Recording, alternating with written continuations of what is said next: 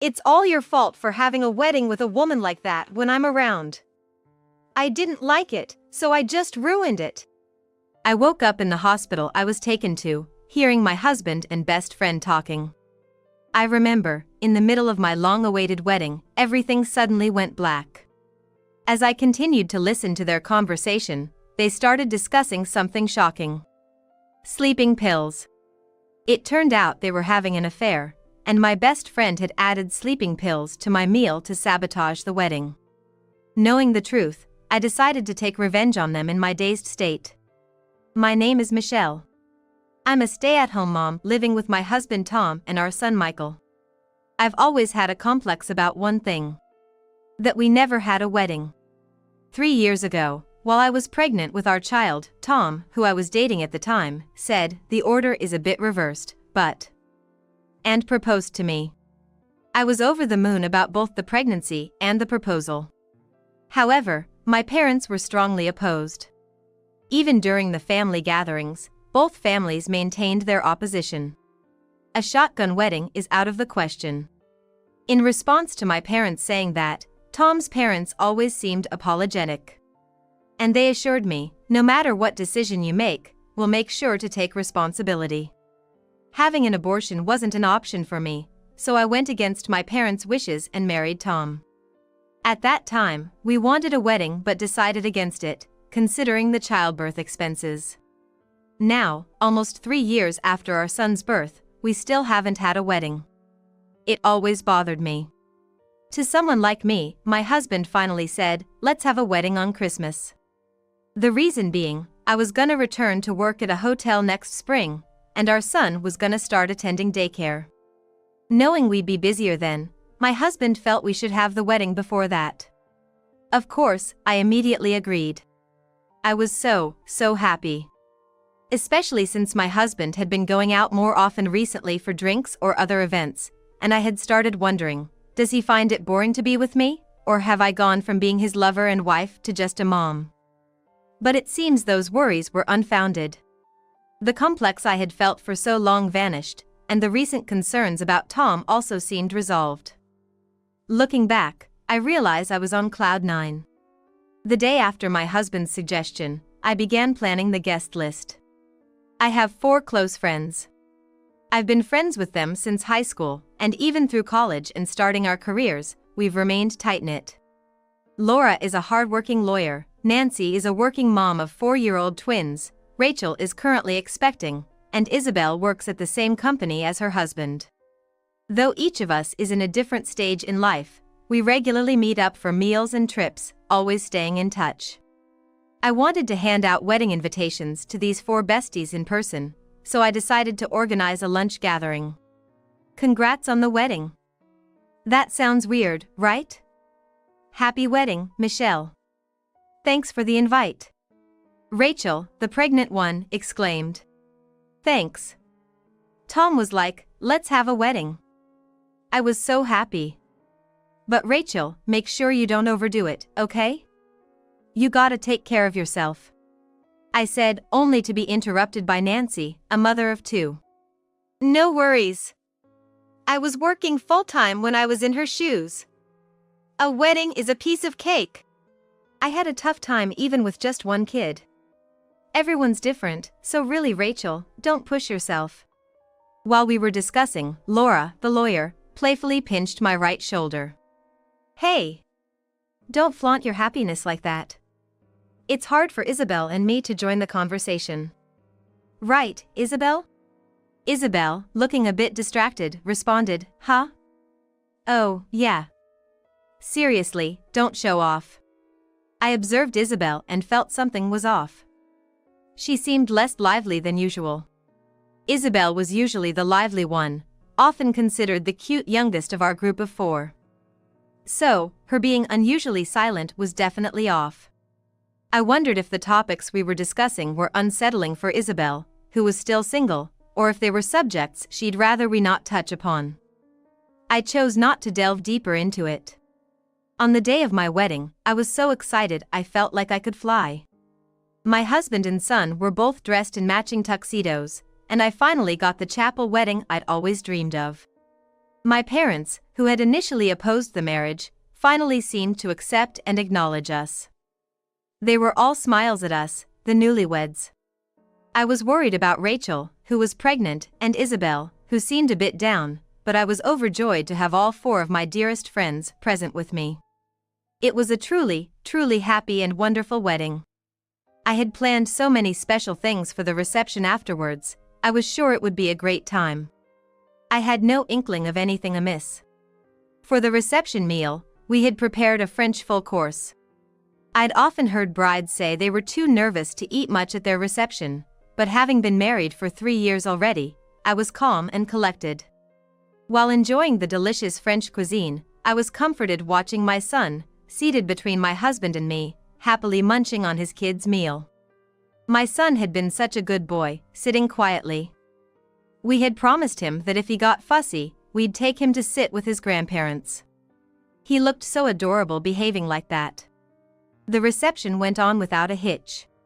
Greetings from my husband's boss and colleagues I had worked closely with. A slideshow our friends had made showcasing our family's memories. There were tears and laughter. It truly was a great time. We went for a wardrobe change. My son had drawn patterns on our pristine white dress and suit with fabric crayons. All three of us matched. For the candlelight service and photo session, I had always known I wanted to wear this dress. After the candlelight service, I took photos with family, relatives, and friends. Everyone complimented my dress, which made me so happy. I caught a glimpse of my husband chatting with Isabel. They knew each other, so there was nothing unusual about it. You see, around the time my husband and I got legally married, Isabel was struggling with workplace harassment at her former job. So, she consulted my husband, who worked in HR, and he spoke on her behalf to his company, leading Isabel to transfer there. Since then, it seemed that Isabel often sought job advice from my husband.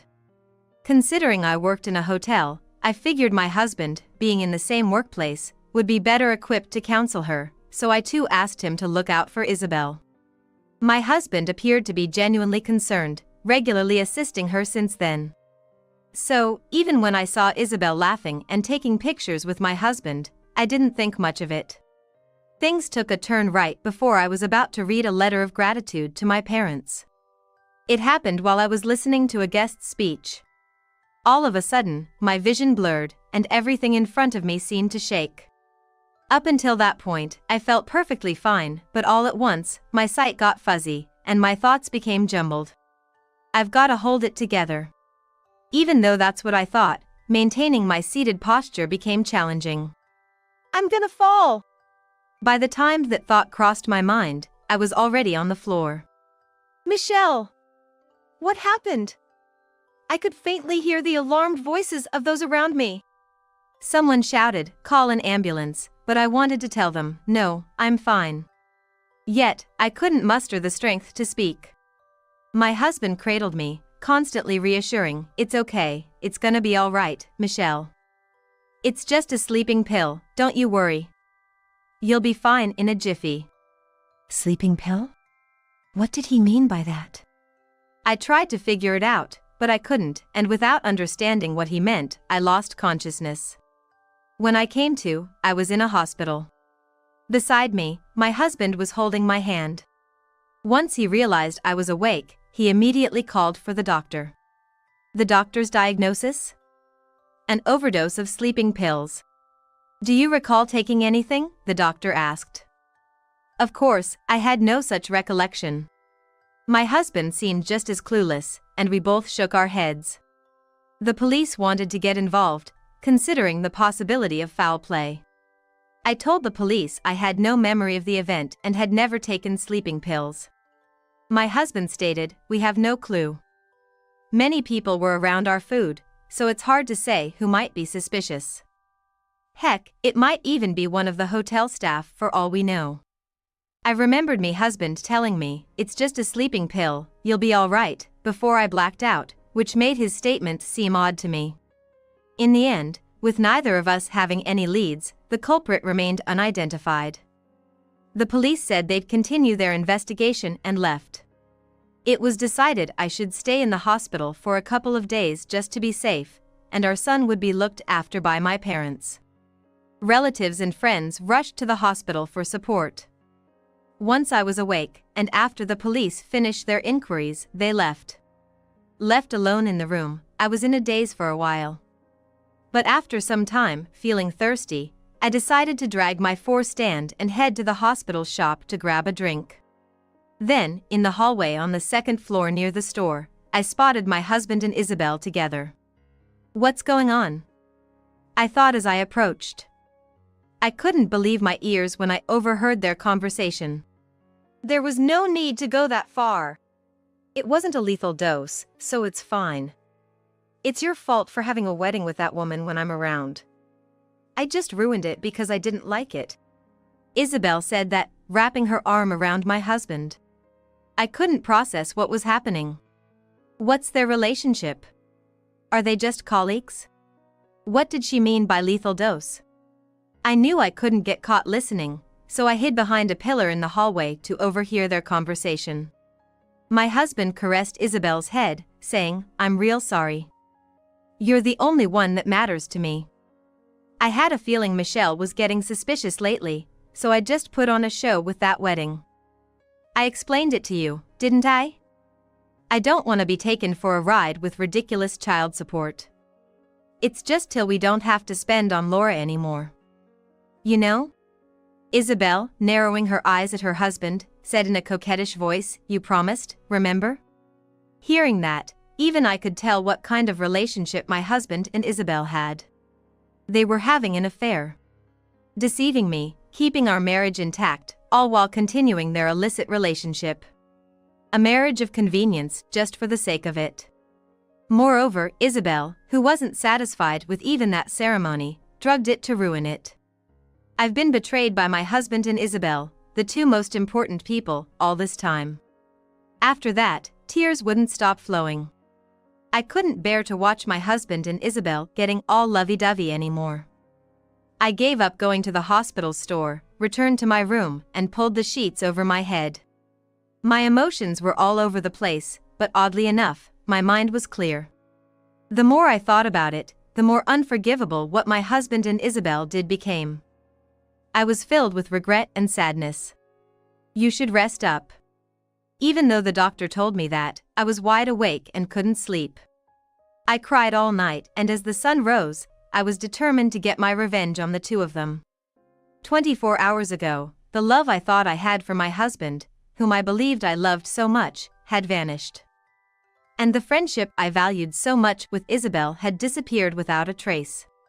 With that resolve, I was plotting my revenge against the two. Unaware of this, my husband came to visit me first thing in the morning and tried to strike up various conversations. Honestly, it was nothing but stressful. "I'm still feeling a bit out of it, so I'm gonna sleep." Saying that, I pulled the covers over and pretended to sleep, all the while lost in thought. I want to take everything away from those two. From my husband, I want to take away our home, his job, and all his money. From Isabel, I want to take away her job, her friends, and my husband. Now, what should I do to achieve that? I couldn't come to a conclusion on my own. However, for now, I needed proof of my husband's and Isabel's affair. I knew that much was necessary. 2 days later, I was discharged from the hospital. Desiring swift revenge on the two of them, the very next day, I headed to a private investigator's office to gather evidence of Tom and Isabel's affair, and to find out whether Isabel had been prescribed sleeping pills. I had 2 requests. After that, I contacted Laura, who's a lawyer. Even though she was surprised when I told her we needed to talk right after my discharge, Laura made time for me. The meeting place? Laura's law office. "Wanna go to a cafe or a restaurant?" I replied to her kind offer. "I'd like to talk somewhere private." So, it was decided to meet at the law firm where Laura worked. In the long run, I had thought of officially hiring her as my attorney, so this might have been for the best. I immediately told Laura everything I had seen that day at the hospital. Laura was visibly shocked, but after some thought, she said, Come to think of it, Isabel was always praising Tom a lot. Then she added, if it's true that Isabel had an affair with Tom and she's behind the incident, that's despicable. I'd like to think of Isabel as my close friend too, so I really don't want to believe this. However, I'll help you gather all the evidence thoroughly. If we don't find any, we'll pretend this conversation never happened. But if we do, I'll be fully on your side, Michelle. I could understand Laura's disbelief. I'd probably have a hard time believing it if I were in Laura's shoes too. For a while, under Laura's guidance, I tried to gather evidence without letting husband catch on. However, the results weren't great. His phone was securely locked and he always had it with him. He also seemed cautious, as the number of times he went out drinking had decreased. The private detective I hired had the same results. There were pictures of him and Isabel eating together, traveling in a car, but none of them provided solid evidence of an affair. The only progress was with the sleeping pills. I found out that Isabel, who had been bullied at work 3 years ago, had been prescribed them by a doctor, and I learned the type of drug she'd been given. I didn't know what type of sleeping pill I had been given, so I stored this information as evidence to eventually submit to the police. Then, I told Laura about the only evidence I found, which was the medicine. Laura suggested, what if Michelle pretends to be away from home? Maybe Tom will let his guard down? No way. He'd never do that, I laughed, but Laura was serious. I laughed, but Laura was dead serious. You know, I've handled quite a few divorce cases, and it's surprisingly common. Spouses doing things at home when the other's away. I think it's worth giving it a shot. So, I decided to give it a try. The timing was mid-February. Right around Valentine's Day. I want to take our son and visit my parents out in Nebraska before I start working in March, I told him. When I said that, Tom responded, sounds great. Go ahead, and he was supportive. I told him I'd be gone for a week, leaving on a Thursday and coming back the following Wednesday. In reality, the plan was to stay in Nebraska for a couple of nights, show Tom pictures and video calls of us there to reassure him, and then see if anything happened over the weekend. It was all Laura's idea. She also suggested setting up hidden cameras at 3 points in the house, the entrance, living room, and bedroom. This was also Laura's idea, and the camera was something she borrowed from an acquaintance of hers. As planned, I sent Tom pictures of my son and me in Nebraska and made video calls to him. He genuinely seemed happy to see us having a good time. Maybe I had misunderstood what happened at the hospital. I couldn't see any signs of abnormal behavior from husband. But the next day shattered that notion. I checked the surveillance cameras I had set up. First thing in the morning, Tom had turned off the pet camera we use for our son or covered it with cloth. My husband was clearly acting strange. And then, at 7 p.m. It wasn't just husband who came home from work. He brought Isabel with him. Today's Friday. It must have been perfect for the two of them, having the next day off. Maybe Isabel will stay over the entire weekend. I quickly contacted Laura. So, Isabel's the one he's cheating with, huh? After Laura sounded disappointed, she said, come back here tomorrow. We're gonna get revenge on those two. She said that to me. All this time, on the surveillance footage, husband and Isabel were getting all cozy. I stared at the screen, mulling over the revenge plan Laura and I had devised. The next day, I had to go back home after being called into work. I told my parents and had them look after my son. I was hesitant to tell them the truth, but I knew if I did, my dad would say, hold on. I'm coming too. I could already picture him causing a scene, so I held back. Returning to New York, I visited Laura's office. Laura greeted me with a worried look. Michelle, are you okay? I'm fine, I'm fine. Sure, I was shocked for a moment when I saw it yesterday. But I've no love or affection left. I just want to break things off ASAP. Besides, knowing I'll have evidence makes me kinda excited. When I responded like that, Laura looked somewhat relieved. Then, the two of us reviewed the surveillance footage to finalize our plan. Once we confirmed that my husband and Isabel had left the house, we would break in. We had already secured some space for Laura and me in the bedroom closet, so we'd hide there. We'd monitor the surveillance footage, wait for my husband and Isabel to come home, and make our move when they showed evidence.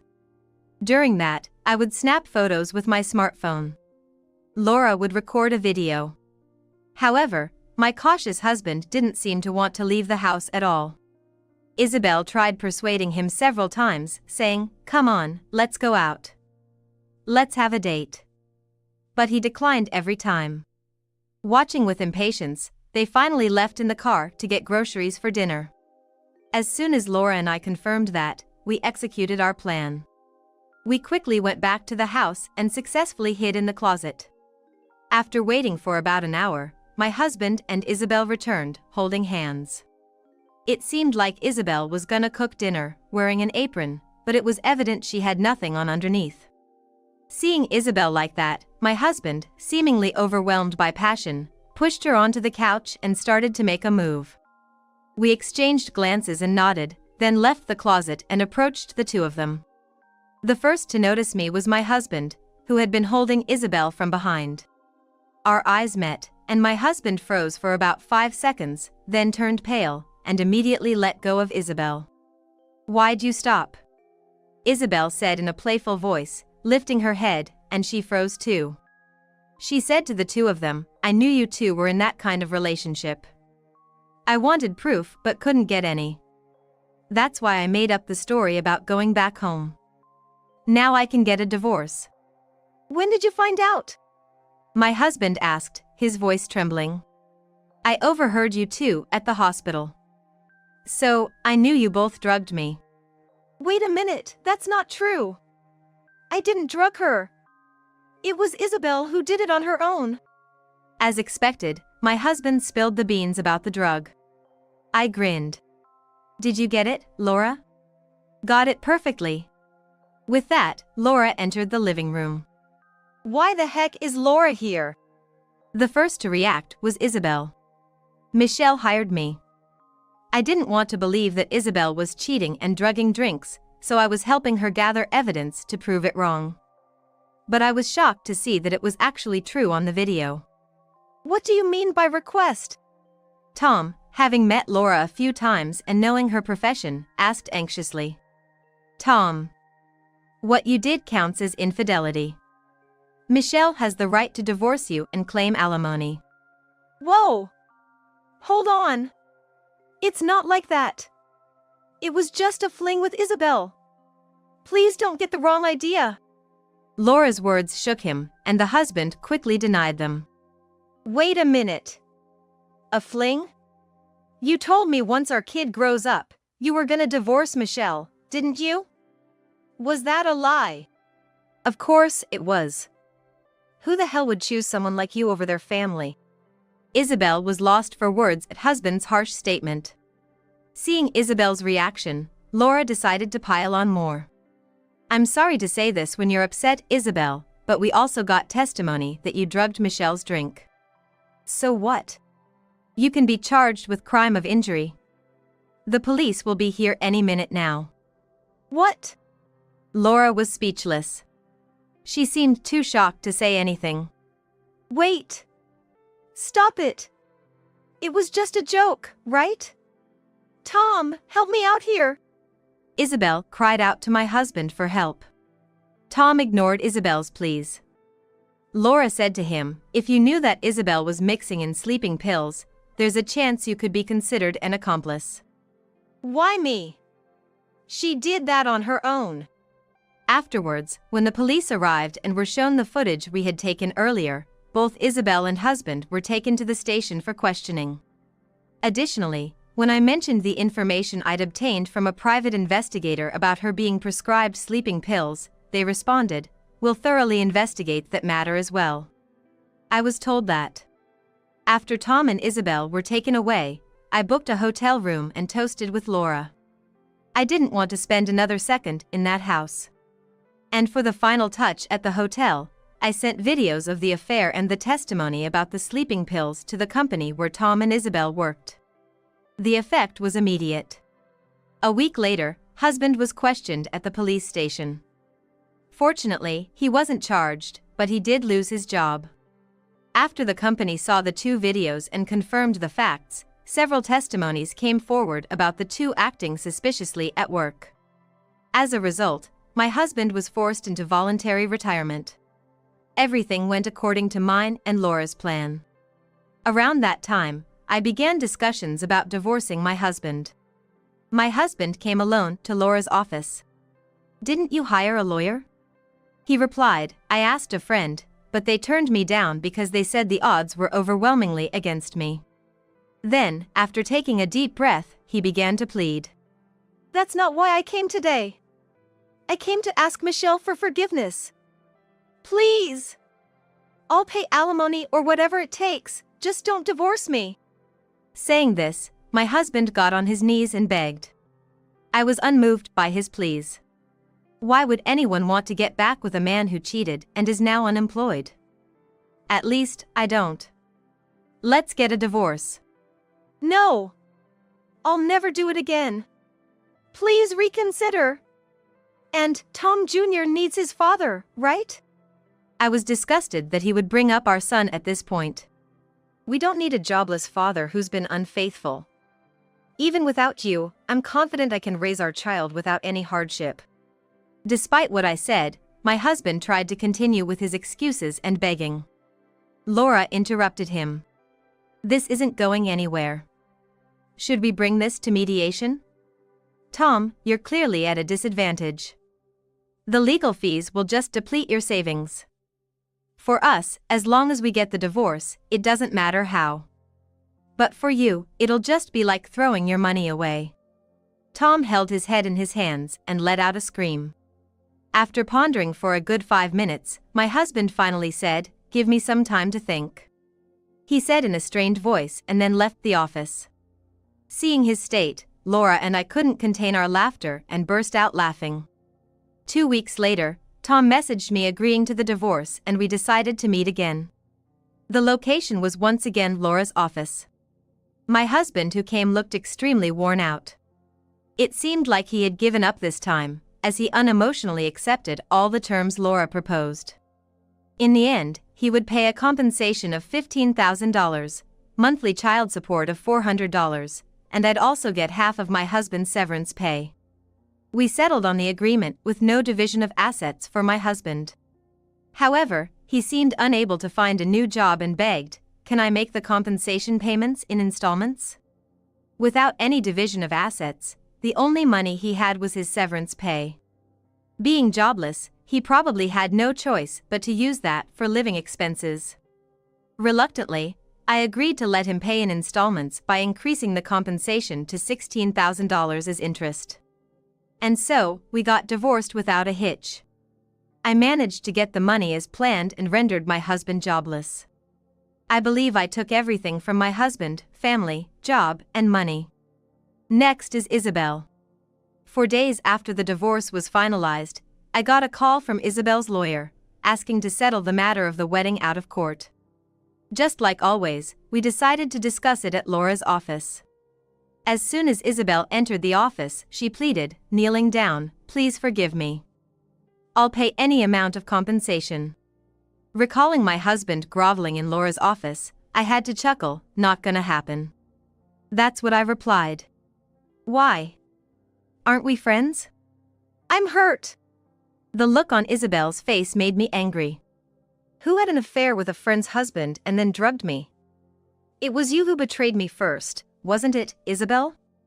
I don't consider you a friend anymore." "That's harsh. The sleeping pills weren't a big deal, and I broke up with Tom, didn't I?" Isabel shouted back. "So what? I'm still hurt. Besides, if you want Tom, he's all yours." As I said this, Isabel seemed a bit pleased.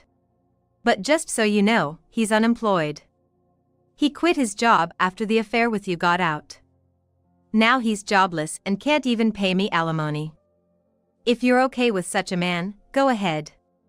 I guess you're content with my leftovers, I said with a smug face. Suddenly, Isabel shrieked and lunged at me. Quickly, her lawyer stepped in to intervene. That was attempted injury, right? Laura remarked, causing the lawyer's expression to darken. As for the wedding issue, feel free to sue. But please let this one slide, the lawyer pleaded. Laura asked me, Michelle, are you okay with this? When I nodded in agreement, Laura said, all right, we'll drop the settlement. We'll proceed with suing Isabel. No way! Laura, that's too harsh. I never did anything to you. I'm not your friend. Nancy and Rachel, after hearing about this, were disgusted with you. Don't you think you're out of friends? When Laura said this, Isabel began crying hysterically. That's so unfair. What did I even do? Probably fearing another assault, Isabel was practically dragged out of the office by her lawyer. Laura and I burst into laughter. No matter what you did, it wasn't an affair and an injury case. Well, which one is worse? But with this, I successfully took away Isabel's job, friends, and husband. I felt very satisfied. It's been 6 months since then. In the end, since we didn't settle out of court, Isabel was arrested for causing injury. Isabel's parents apparently heard about the arrest from Laura and her friends, and they came to apologize with compensation. According to her parents, she won't likely get probation because she's been denying and showing a bad attitude. We've tried talking to her, but she seems to have given up and won't listen. On the other hand, her ex-husband seems to be struggling just to pay the compensation. He apparently hasn't been able to find a full-time job yet and is working a construction-related part-time job during the day. At night, he's juggling a job in the cleaning industry, desperately trying to cover alimony, child support, and his own living expenses. I'd be in a bit of a bind if the money stopped coming in, so I hope he doesn't work himself to the ground. As planned, I returned to the hotel job. I've been leaving my son in daycare, so I feel bad he might be lonely, but I make sure to spend all my off days playing with him. With the money I got from my ex-husband, I can easily make a down payment on a condo, so I'm also house hunting. Once things settle down at the hotel, I'm gonna pay the down payment and buy it. My current life, with work and time with my son, is much more fulfilling and fun than when I was a stay-at-home mom living with my ex. Moving forward, I want to cherish this life and hope to someday meet someone great. I'm not exactly pretty-faced, and to be blunt, I'm overweight. Yet, despite this, a man married me, a man I genuinely loved. Now that I'm pregnant, he told me, I hate poor people like you. I'm gonna divorce you, a fat and ugly woman like you.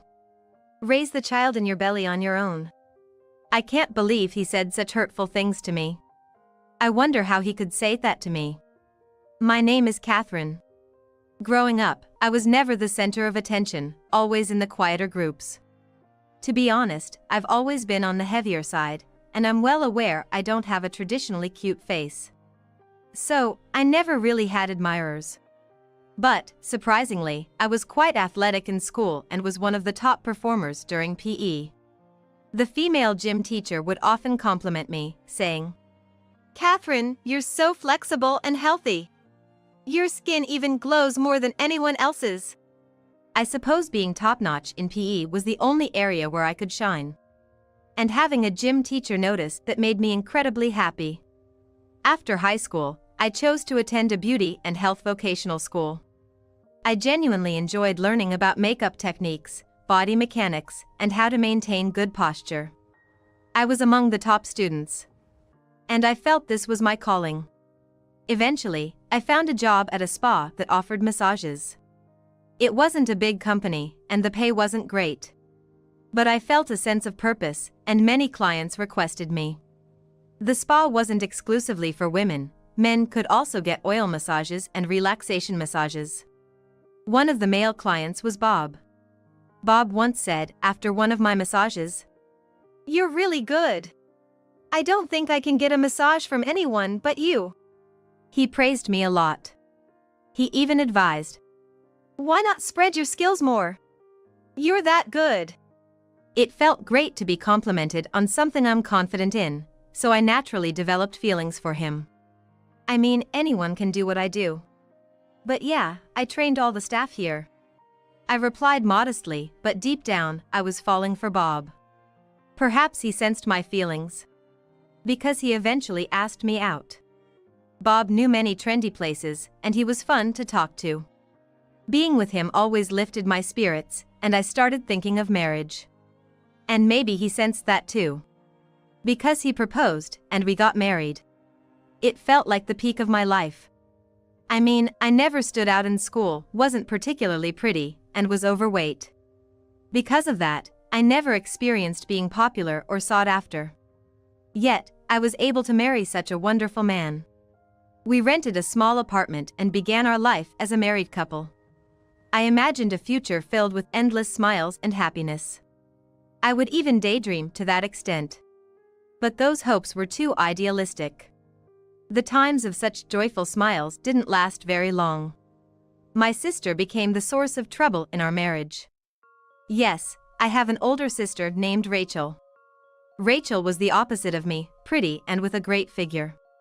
She was always popular with the boys in school, and she's dated so many that I doubt she can even keep track. But to be honest, I never really liked Rachel. She always looked down on me because of our contrasting appearances. Catherine, look at this dress. Isn't it cute? You should try wearing something like this. Oh, but I doubt it'd fit you. The dress would probably feel so sorry. She teased, laughing. Another time, she said, "Oh my, someone confessed their feelings to me again, even though I told them I have a boyfriend. I must be super attractive. Catherine, you're lucky, you probably don't have such problems, right?" She would often make these annoying remarks. But I couldn't retort because Rachel wasn't wrong. I'd always hoped to avoid her as much as possible since she was always like this. But suddenly, Rachel started visiting the apartment where Bob and I lived. It was right around the time when I found out I was pregnant. Unexpectedly, Rachel said with sincerity, "Catherine, you're pregnant? Congratulations." Hearing that, I was a bit shocked.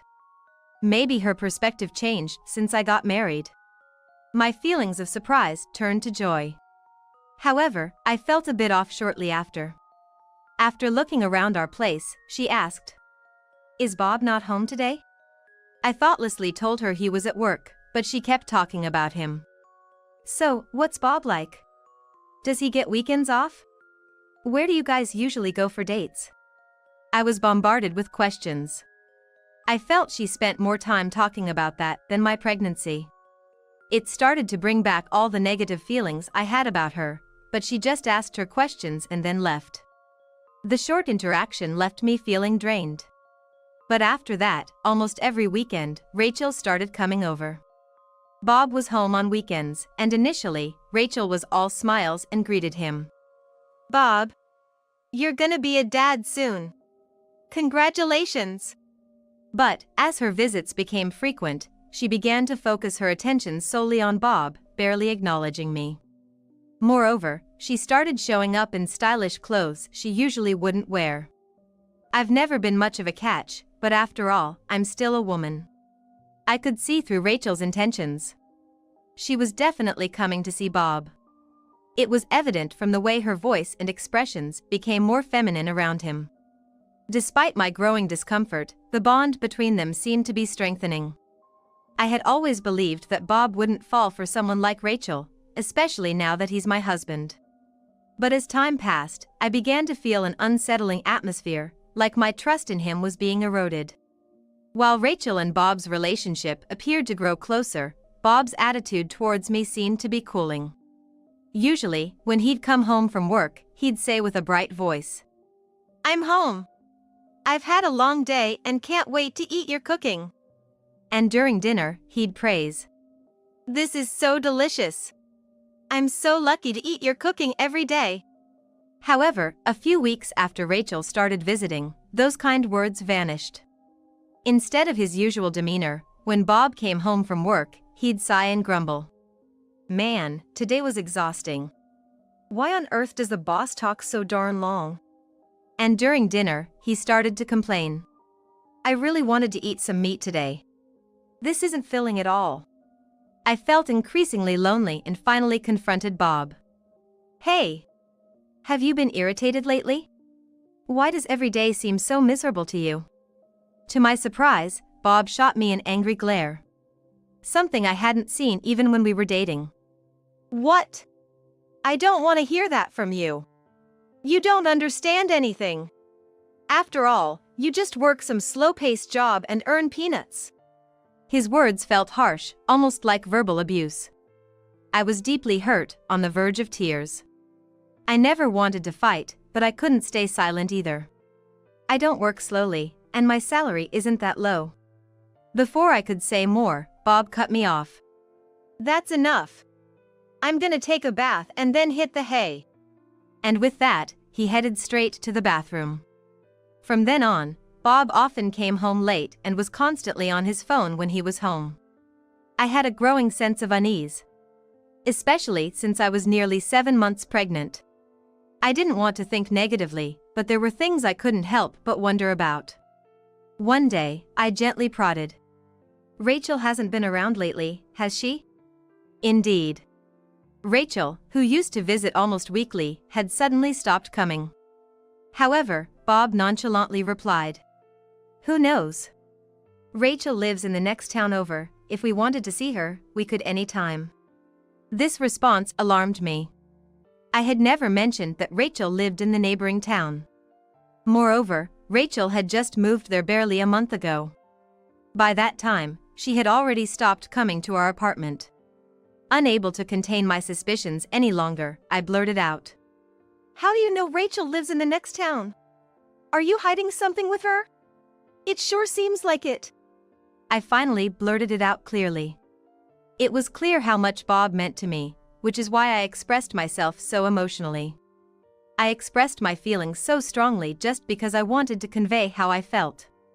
But Bob seemed indifferent. Instead, he smirked and said, all right, I get it. If you're gonna be this way, we should just break up. Honestly, I'm not into women who've put on weight like you. And with your low earnings, life ain't fun. I don't like being poor. Divorce might be our only option. I was overwhelmed with shock, anger, and sadness.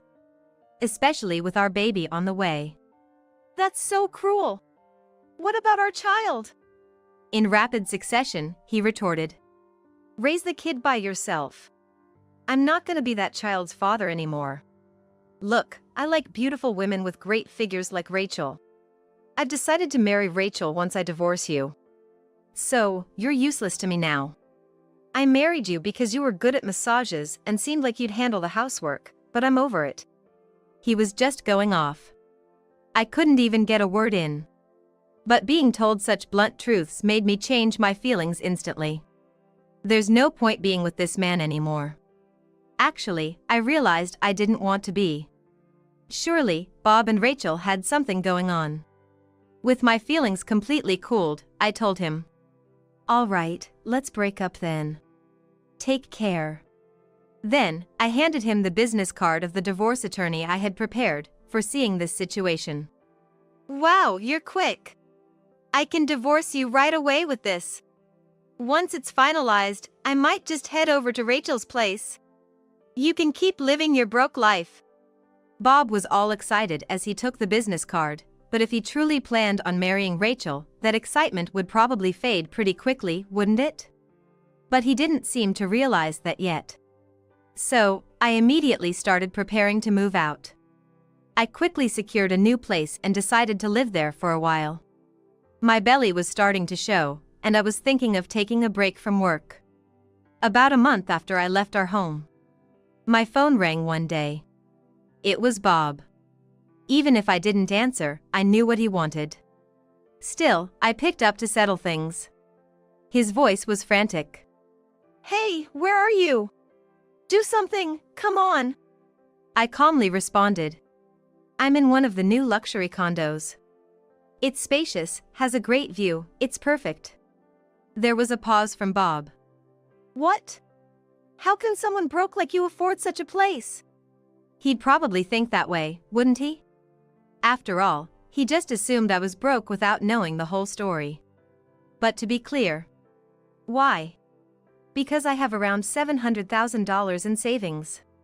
And my monthly income is around $50,000.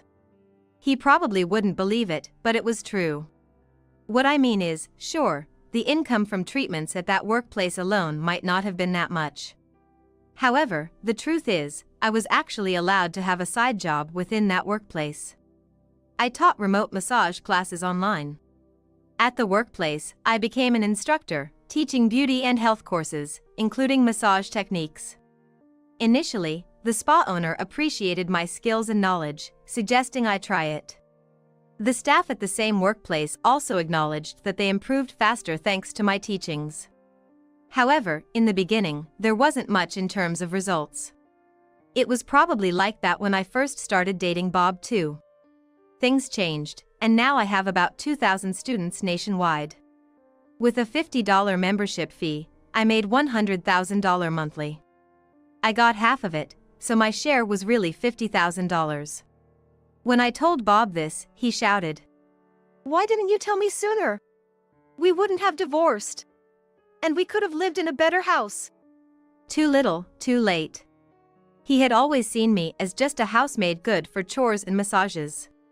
He'd always assumed I didn't earn much. Regarding the house choice with Bob, I told him, "I was matching your income level. After all, we agreed to split living expenses. So, if you're calling that a poor lifestyle, doesn't that mean your income isn't that great to begin with?" I made sure to say it plainly. And, to twist the knife further, I added sarcastically, "But, are you happy now that you married Rachel? I heard, you two really did get hitched. Congratulations." The reason this stings is because he must be facing hefty financial demands. What the hell? I'm not happy at all. And what's this alimony about?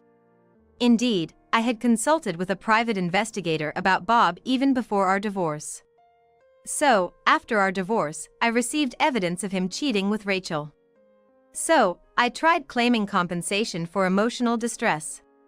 But the tragedy doesn't end there for Bob. Turns out, Rachel had a significant debt, and she was making Bob pay for it.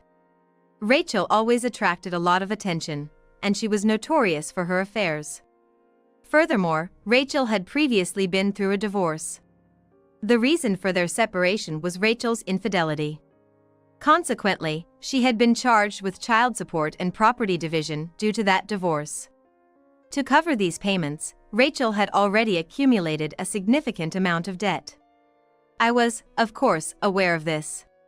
Now, the situation is a reflection of Bob's decision to marry such a woman.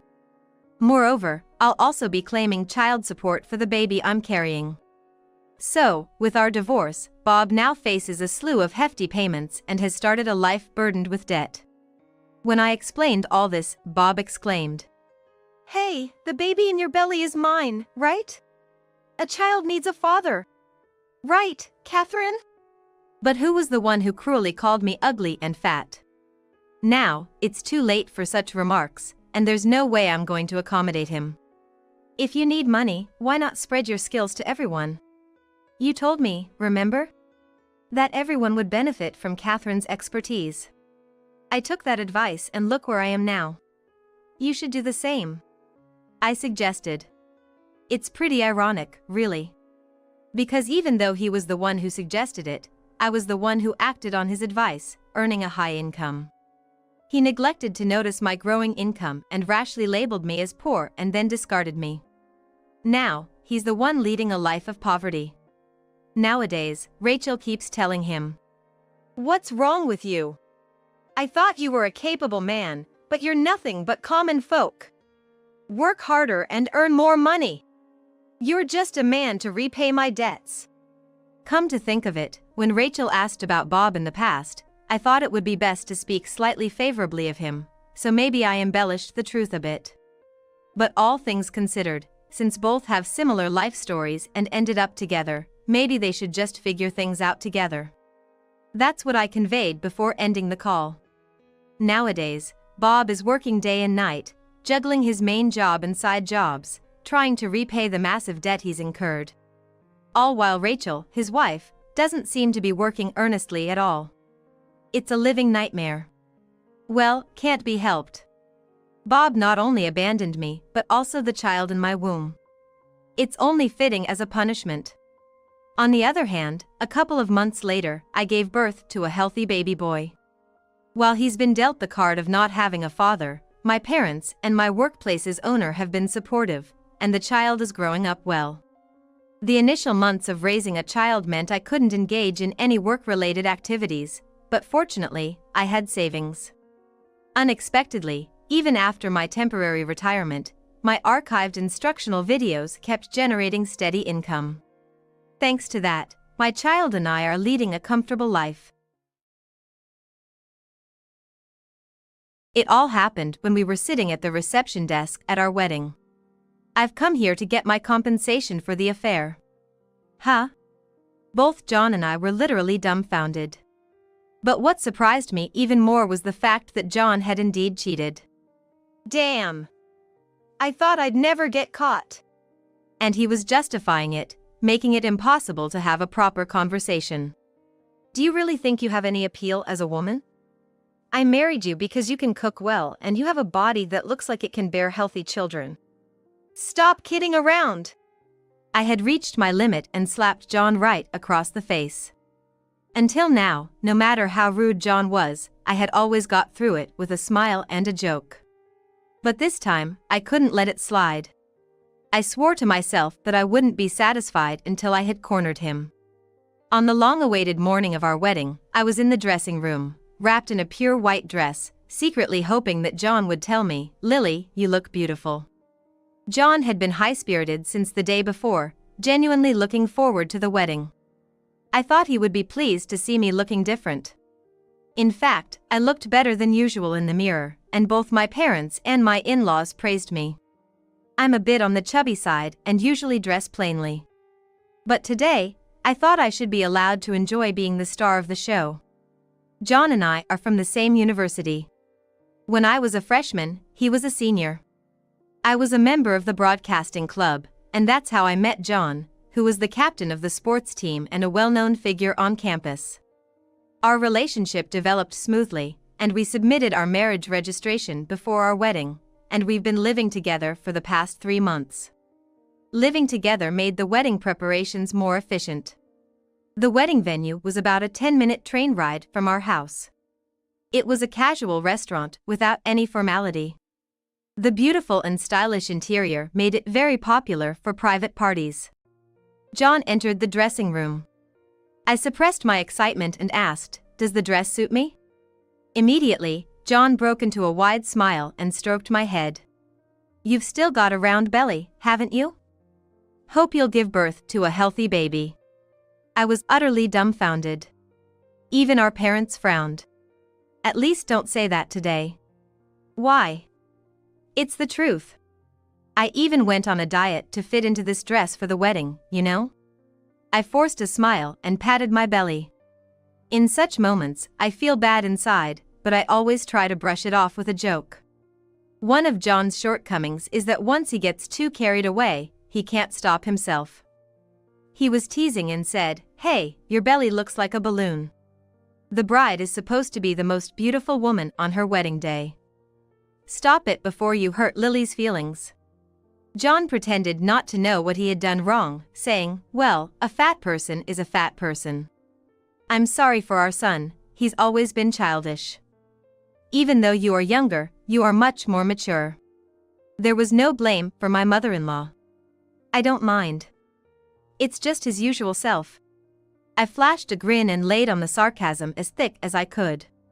The two of us quickly pulled ourselves together and took our seats at the reception desk.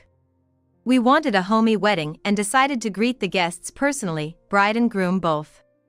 Sadly, most of my friends live on a distant island, where my parents' home is, so they couldn't make it.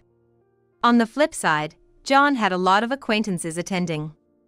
We were okay with the imbalance. My parents and I had made our peace with it. I saw this as a golden opportunity to meet many of John's friends and was actually looking forward to the greetings. John introduced each guest to me, one by one. Every single one of them seemed delighted to meet me, complimenting me with a "you look like a beautiful bride." There was one guest, in particular, that stood out, a woman named Natasha. She was an acquaintance from work, as I understood. She seemed to be in her 40s, but she had this actress-like aura, especially in her dress and her tall, slender figure. "Nice to meet you, Lily.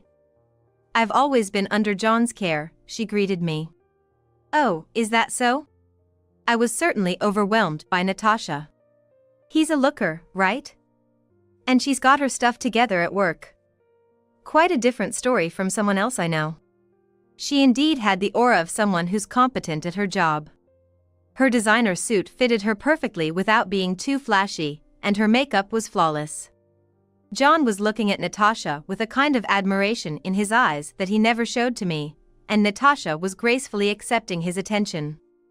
They exchanged words for quite a while. Right now, I'm a full-time housewife. But originally, I left my job because of John's wishes. He insisted that he wanted me to focus on our home. I had only been at my job for 2 years. Just when things were starting to get interesting, I felt pressured to resign. When I think about the unfinished business at my old job, I still feel a tug at my heartstrings. Looking at Natasha, who seemed so dazzling, made these feelings even stronger. This is wrong. Today's supposed to be about us.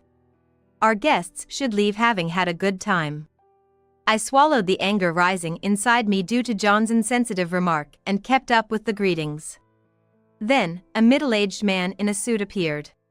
He had this impressive demeanor, almost like a distinguished actor. "Who's that gentleman over there?" I looked at John, but he seemed to be as clueless as I was. Maybe he wandered in by mistake. It's supposed to be a private event. Just as I was wondering how to handle this situation, the man spoke up.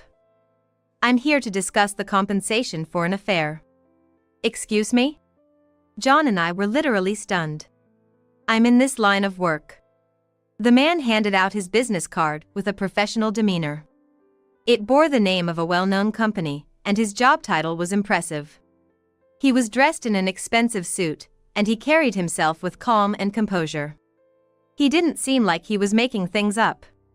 "Are you John? Could you please break it off with my wife?" "Wait a minute, John and I are getting married today." I tried to calm the man down, but then I noticed John trembling beside me. "What are you talking about?" John managed to squeeze out those words, though his voice was clearly strained. "My wife should be here somewhere." "Don't play dumb, it won't get you anywhere." Wait. Natasha and I aren't like that." "Well, you've just admitted it yourself, haven't you? So, you're having an affair with my wife, Natasha, right?" I couldn't hide my shock. "Natasha, you mean the woman we just greeted?" "I believe so." "What did he say about Natasha?" "I heard it was work-related."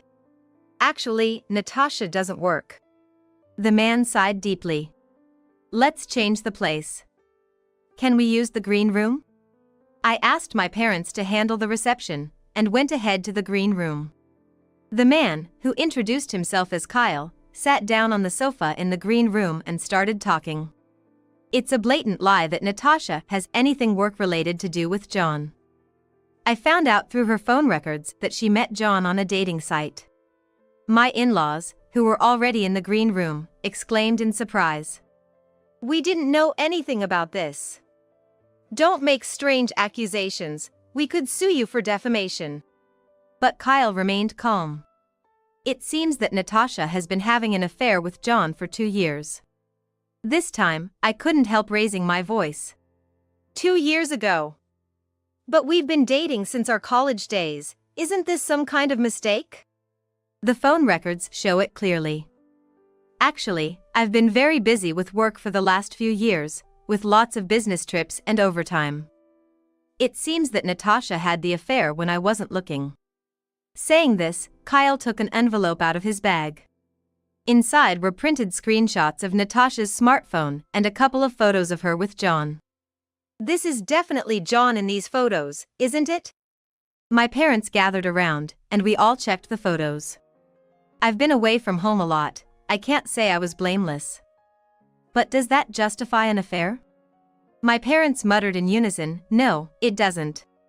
More than anything, Kyle's demeanor was incredibly convincing. From a certain point, Natasha started wearing a new wristwatch. It was a very nice design, so I looked it up and found out it was part of a pair. I wondered who had the other one, and that's when my investigation began.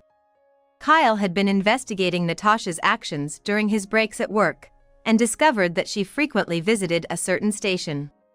It turned out to be the station closest to John's company. They were frequently meeting up after John finished work. Kyle then took out several photos from the envelope that appeared to be taken secretly. They clearly showed John and Natasha getting cozy in a bustling district. You find it fun stalking like this? Don't take your frustrations out on me just because you can't keep your wife happy. John's words were bold, but his voice was clearly trembling. The serial number on my wife's wristwatch is 118. What about your wristwatch? My parents restrained Kyle. I took off John's wristwatch and looked at the back of the dial. It's 118. This is a unique number in the world, right? Is it just a coincidence? How could that be? The evidence is all here.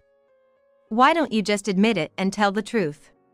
Suddenly, John raised his voice and started kicking the chairs in the green room. Damn it! I thought I'd never get caught. John, is what this man is saying true? Without looking at us, John answered while fiddling with his smartphone.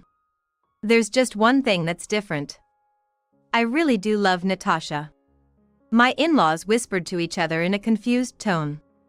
Today, I invited her because Natasha said she wanted to see Lily. At that moment, there was a knock on the green room door. Natasha came in from the guest room. Apparently, John had called her with his smartphone. John, you really do love me, don't you? Of course. My feelings are all for you, Natasha. Natasha and John hugged each other without any hesitation.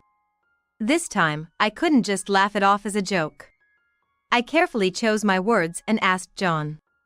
Is it true that you've been cheating? Since Natasha got married, I reluctantly decided to marry you. We met a bit too late, didn't we? If I had met John sooner, I would have married him instead of ending up with such an uncool person. Kyle straightened up from the sofa and said with a resolute attitude. See, they're so selfish, aren't they? I'm thinking about divorcing my wife. But I'm definitely going to demand a proper compensation for it. At the word alimony, John and Natasha momentarily flinched. John, did you know that Natasha was married when you started dating her? Yeah, I found out a while after we met. But by then, we were already serious about each other. So, you were cheating on me too, weren't you? Unexpectedly, John shook his head. This isn't cheating. Because I have no feelings for you. Then why were you dating me? You were just for housekeeping. What does just for housekeeping mean?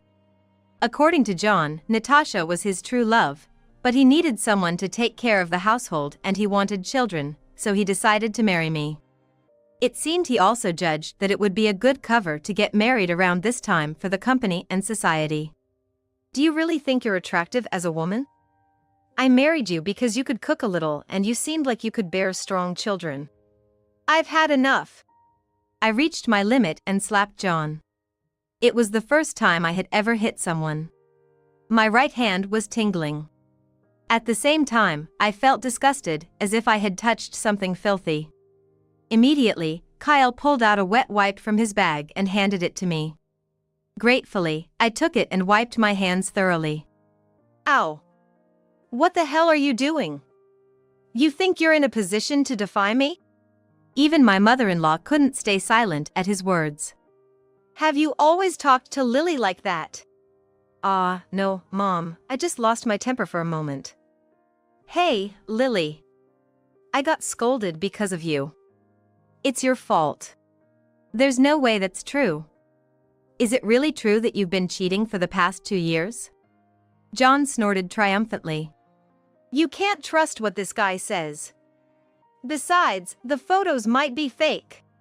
But judging from your interactions, it seems like you two really are dating, aren't you? That doesn't prove anything. What, do you have a video or something? I cut into the conversation with my usual surprised tone. Ah, I have it on video. What?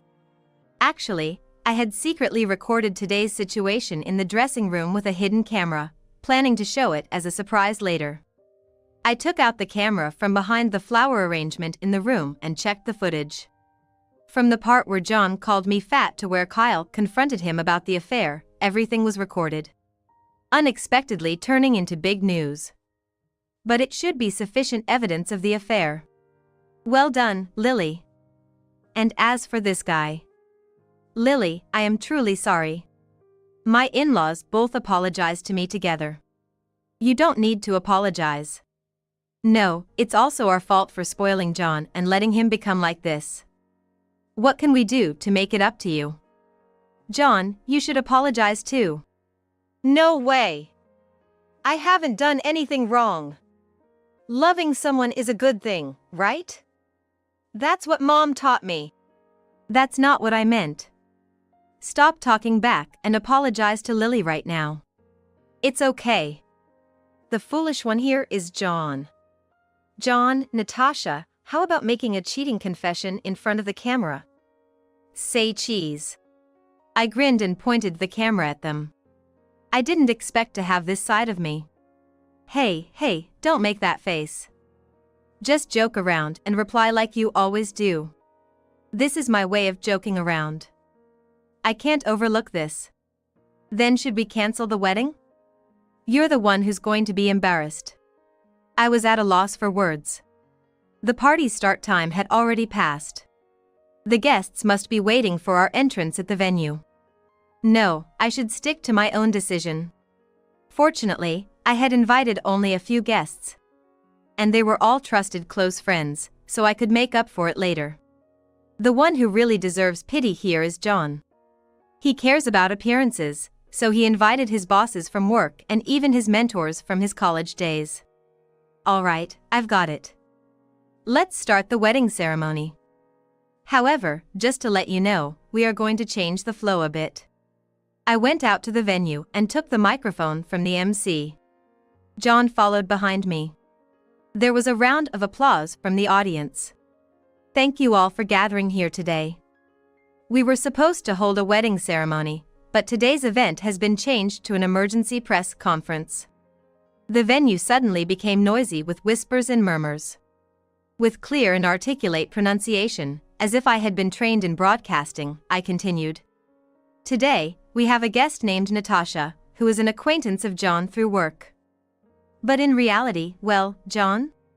I turned the microphone towards John, like an interviewer. The people in the venue looked puzzled. John hesitated to speak, so I pressed him further. What is your real relationship with her? Voices from the audience also started to chime in, urging him to spill the beans already. Still, John seemed determined to remain silent. If this weren't in front of so many people, I would probably have been slapped hard. His fists were trembling under the table. No choice then. This was supposed to be a surprise for today, but please take a look at the hidden camera footage in the backstage. Everyone, please feel free to enjoy your drinks and meals. The large screen on the stage showed everything that had happened earlier, without missing a beat. As the video played, the audience watched intently, and gradually, voices of discontent started to rise. What's going on here? This is ridiculous. From the crowd, someone asked, you two are already living together, aren't you? We met in college, registered our marriage 3 months ago, and have been living together since, leading up to today. The venue was in an uproar. I thought I was marrying John out of love, but it seems I was utterly deceived. I adjusted my life for him, even quitting my job. What has my life been all about? I could hear John clicking his tongue in frustration. A different guest asked, Lily, what do you want to do now? The atmosphere had completely turned into that of a press conference. To be honest, this is all so sudden, I haven't had time to think it through. But I have my parents and trustworthy friends. I plan to figure things out together with them. This response led to a series of repeated questions from the crowd. John kept his head down, acting as if this had nothing to do with him. Ladies and gentlemen, I know you must have a lot of things you want to say, so I will leave the stage to him. You can grill him as much as you want. I put down the microphone and moved to the entrance of the venue, watching the scene unfold. John was left alone on the stage. Some young men in the audience, their tempers flaring, stood up and approached John, some even throwing drinks and food at him. All right, I get it. I was dating Natasha. Lily just wasn't enough for me. At that moment, my mother-in-law appeared, took the microphone, and addressed everyone. Ladies and gentlemen, I apologize for my foolish son. If it's not too much trouble, please feel free to give him a piece of your mind. At her signal, people swarmed the stage and surrounded John. I couldn't see John anymore, but I imagined he was getting what he deserved. I thought about how expensive his rental suit was. Concerned about appearances, John had rented the best suit. With this commotion, he would surely have to pay for it. Satisfied after witnessing the chorus of boos from the audience, I returned to the backstage, quickly changed out of my dress, and left the rest to my parents. I also asked them to make sure John couldn't run away from the venue. I wanted to go home immediately.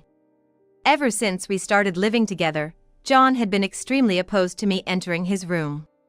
He would get angry even if I tried to enter for cleaning or searching for something. I suspected there might be some evidence of his infidelity in his room. I asked Kyle to come with me, and we left the venue, heading for home. I was grateful that we had chosen a wedding venue close to our home. Soon we arrived at our house, and the search of John's room began. And then, one thing after another started to come out. Pictures of Natasha, and what seemed to be matching accessories and a pair of watches warranty card, and letters from Natasha, were all revealed. It even came to light that he was traveling with Natasha under the guise of business trips. Kyle meticulously photographed each of these items, and I put them in a cardboard box. It was almost like a police house search. Once all the evidence was gathered, I video called my mother-in-law. "Hi, how's everything going over there?" Bravely, she responded as if nothing was unusual. "The guests are getting heated, and John is still being cornered by everyone." "That's good to hear. Can you put your phone near the microphone so that my voice can be heard in the venue?"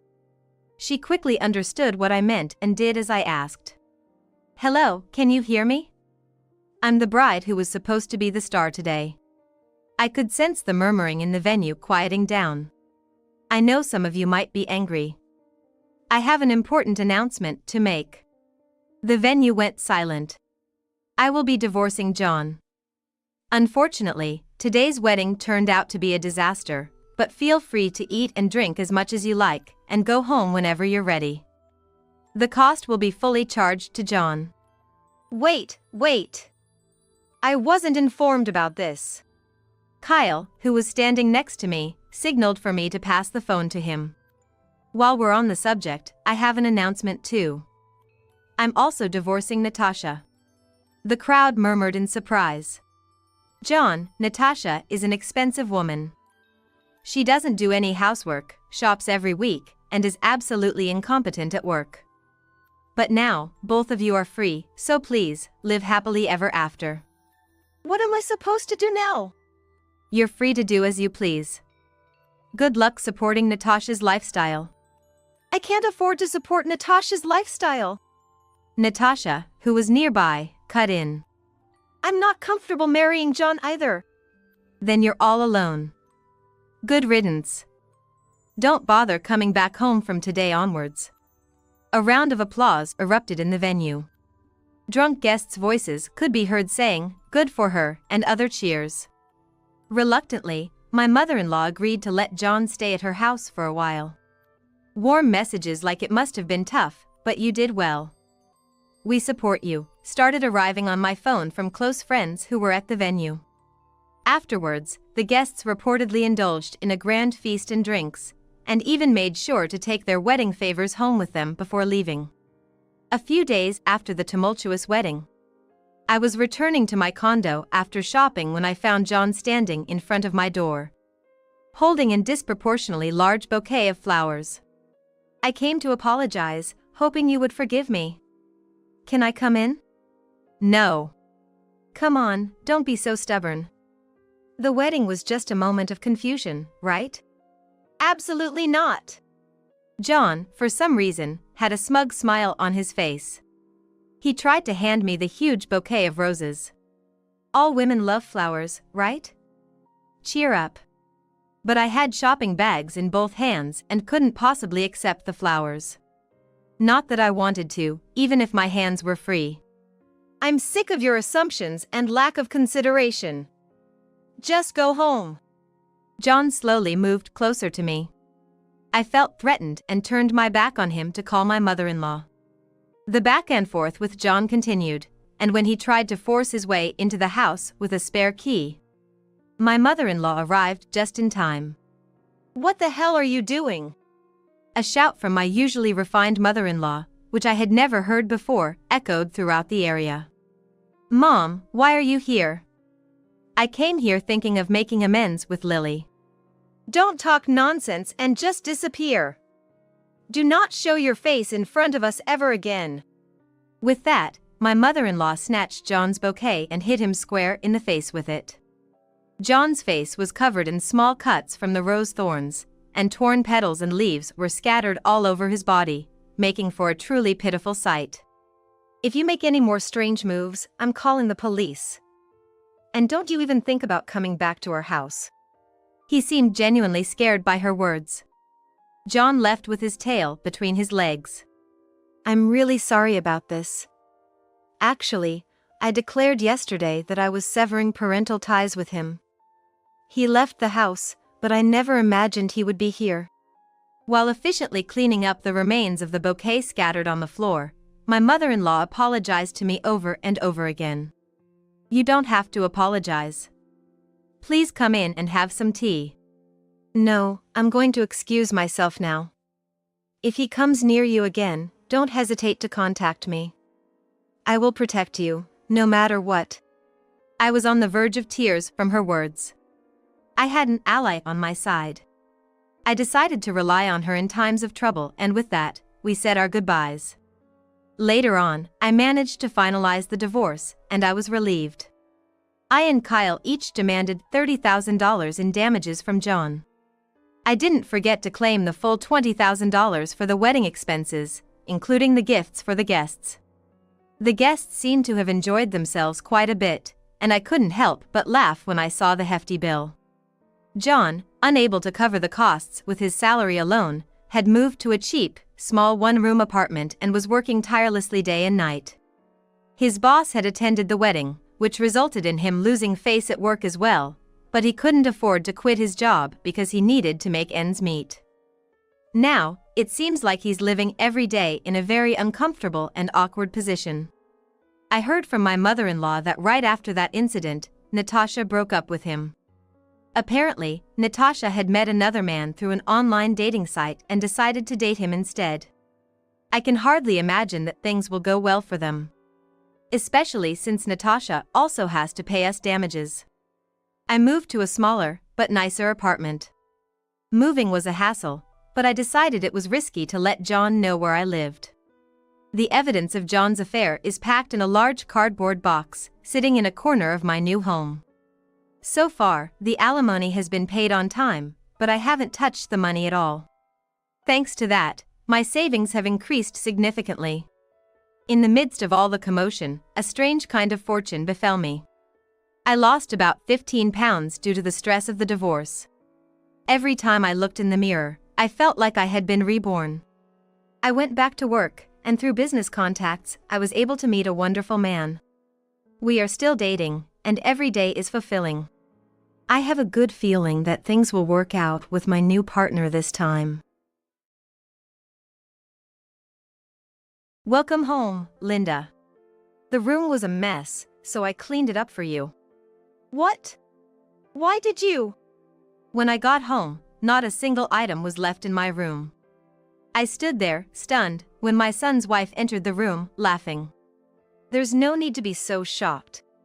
I did it for the good of the house. What are you talking about? Her laughter and actions, devoid of any remorse, were completely beyond my comprehension. Where are my things? Over there. Looking in the direction she was pointing, I saw flames rising in the yard. Then it hit me. No way! I ran outside barefoot to find my clothes and personal belongings being burned. What shocked me more was what I saw amidst the flames. A painting given to me by my late husband. Now it's nice and clean. Looking at my daughter-in-law, her face was controlled by malice. She was forgetting something far more important.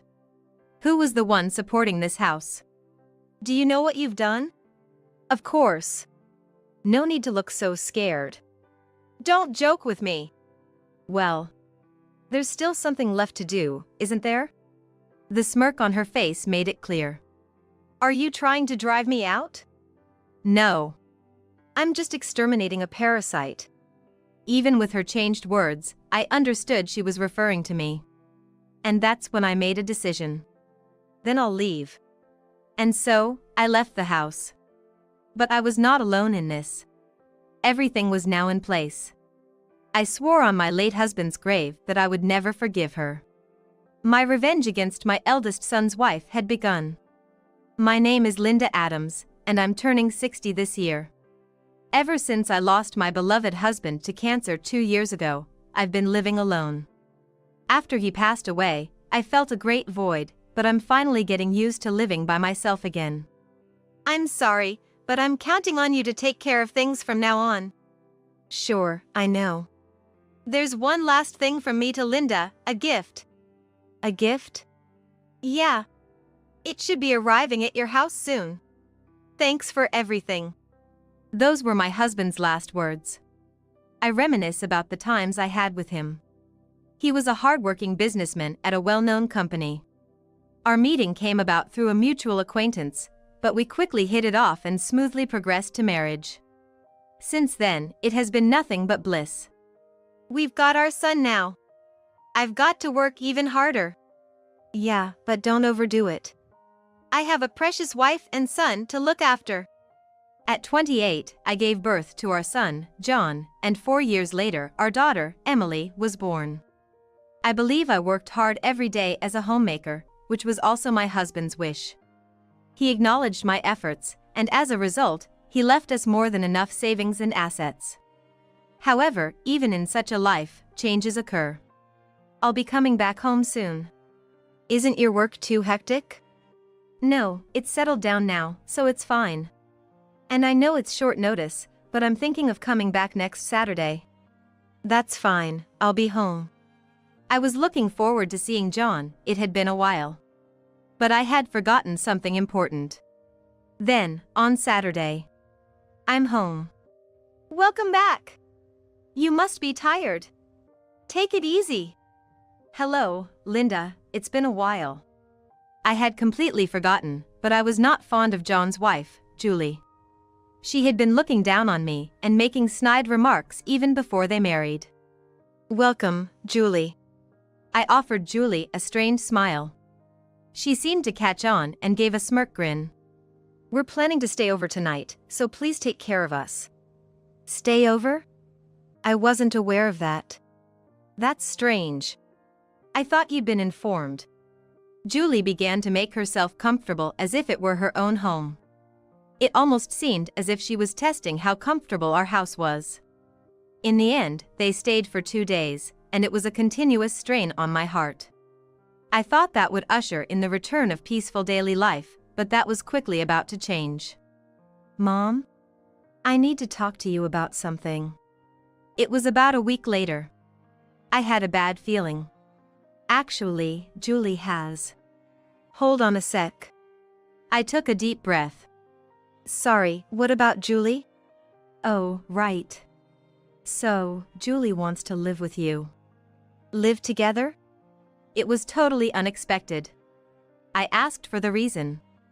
I thought it was sudden too and wondered why, but it seems she's worried about you. Worried? I couldn't help but wonder if that were true, why she hadn't reached out herself. I told her you are fine, but she won't listen. I see. How are things between you and Julie then? I think we're okay, but... He said they were fine, but he sounded less than enthusiastic. I thought it was bad to burden my son like this and made a suggestion. Then I'll just tell Julie myself that she can't live with us. If I say it directly, she'll give up, right? After hanging up, I looked up at the ceiling. Living with my daughter-in-law was out of the question. Her snooping around my house before must have been her scoping it out for moving in. With that in mind, I just couldn't accept her proposal. Hello? Julie, about the living together thing. I contacted her the next day. I wanted to settle things quickly before they got more complicated. You heard from John, didn't you? Her voice was clearly excited. She must have thought living together was a possibility. I've heard the story. So, we can't live together. Then there was a moment of silence. She must have been shaken. Why not? As you get older. And wouldn't it be better for you to have someone around? Maybe so, but I'm fine on my own. Don't say that. I'm really worried about you. Your concern is appreciated, but... All right. If that's what you want.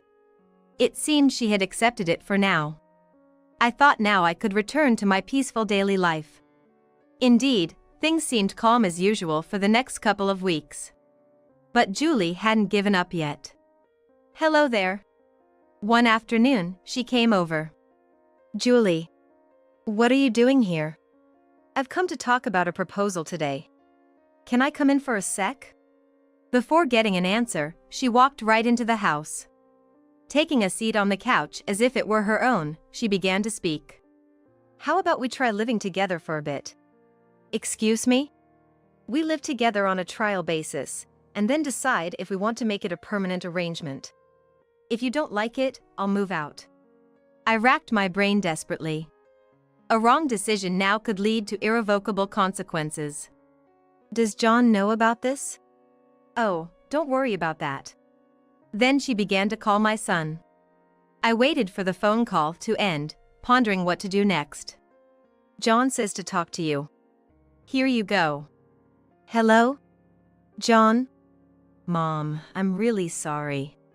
I had no idea Julie would go to you. What are you gonna do? I'm okay with living together. But don't get me wrong, I'm not agreeing with Julie's idea. I just think it's a good way to get her to give up. There was a certain logic to his thoughts. As he said, we could live together for a while and find the right time to say no. All right, let's do that. Deep down, I feared Julie might disrupt our home, but if things went south, she could just leave. And so, our living together began. At first, everything was peaceful. Things changed when John started spending more time away from home due to work. Sorry, I'm too busy to help out around the house right now. Don't worry about it. Instead, I'll take care of the expenses. Don't fuss over it. Leave it to me. Soon after, he left for a long business trip. And as if she had been waiting for him to leave, her attitude changed dramatically. Are you not so good at cooking? It was during one of our meals together. What? Well, it just feels a bit dated and plain. Even dog food might be better. She laughed mockingly, revealing her true colors. From then on, all pretense was dropped. Another day, as I was sorting out the laundry in the living room, she exclaimed, "Hey! Did you mix our laundry together again? It's not necessary to separate them." She sighed heavily. When you mix them, your old lady smell gets on my clothes. Please do mine separately next time. Oh, and rewash mine, will you? Hey, where do you think you're going? I've got plans with friends. She never lifted a finger to help, preferring to gallivant about instead. I couldn't stand it any longer. Your behavior lately has been too much. I'm gonna have to tell John about this. I thought this would definitely calm things down. But she was not a woman to fold so easily. Don't joke with me. I'm here out of the goodness of my heart. What on earth was she talking about? Even though the arrival of Julie had completely disrupted our daily life. If you go snitching, it won't end well for you. With that, she threw a picture frame that was nearby at me. And it was a picture of my husband and me, no less. At that moment, I felt everything I had been holding back just overflow. Such a thing. Okay, I'll be able to get back soon, Mom. We'll talk in detail then. All right, John. 3 months after we started living together, because of what had happened before, I talked to my son, including about ending the living arrangement. He didn't even seem surprised when I called and readily agreed. It was just 3 days before he was due to return. I'll be coming back soon, Mom. Emily, something happened? Well, our lives were about to change even further. My daughter, who had been married and living in another state, came back home. Sorry for the suddenness. It's fine. But what happened? As I listened to her, she revealed that her husband's infidelity had led to her divorce. You can stay here for a while. You've been through a lot, after all. But there's a problem. I explained the current situation to her. So Julie is living with you. Right. John is going to be back from his business trip soon, so we will talk things over then. I see. I'm the newbie here, but I'll help out as much as I can. Thank you. It's reassuring to have you, Emily. That night, when Julie arrived at home, she asked, "Hey, Emily? Why are you here?" Well, a lot's happened. I'll be staying here for a while. Okay. Julie and Emily hadn't met that often, but for some reason, Julie seemed to have taken a liking to my daughter. Perhaps because Emily is older, Julie thinks of her like a real sister. Maybe because of that, Julie seemed unusually well behaved when my daughter was around. Seems like Julie is taken to you, so we might use that to our advantage. Indeed. We must be careful not to let on what we're planning. The next day, my son returned. I'm home. As I went to greet him at the door, his wife pushed past me. You're in the way. I stumbled from her shove. Hey, isn't that a bit dangerous? Just act your age, will you? I mean, you're an old lady. How many times have I seen her laughing while looking at me? At this point, I'm truly astounded by what she wants to do. What are you doing here, Mom? Just lost in thought, that's all. Emily came back, right? Haven't seen her since Dad's funeral. She'll probably be back soon. Then, about an hour later, we had dinner with my daughter who had just come home. When it's just the two of us, my daughter complains, but even she can't in this situation. It's been a really long time since we had such a peaceful family meal. My son's wife seemed to be in a better mood and started drinking. Julie, don't you think you're drinking too much? I'm fine. This is nothing. Is she not so good with alcohol? I don't think that's the case. But my son's wife continued to pick on me, emboldened by the alcohol. Why don't you have a drink with us? I'm not good with alcohol. What? What are you talking about? You can't take my request? I couldn't help but sigh. That's enough, right? You're clearly drunk. I'm still okay. I'm worried too. If Emily says so. In the end, Julie was taken to her room by my daughter. Looks like Julie's gone to sleep. If she's drunk and asleep, she won't be up for a while, so it should be fine. Then, it's time for the main event. And so the three of us talked about Julie. We intended to tell her that we were going to dissolve the living arrangement anyway. Are you okay with that, John? She is your wife, after all. I have my share of the blame for letting things get out of hand. But what's the right thing to do? We were at our wits' end. No good ideas came to mind, and time just passed.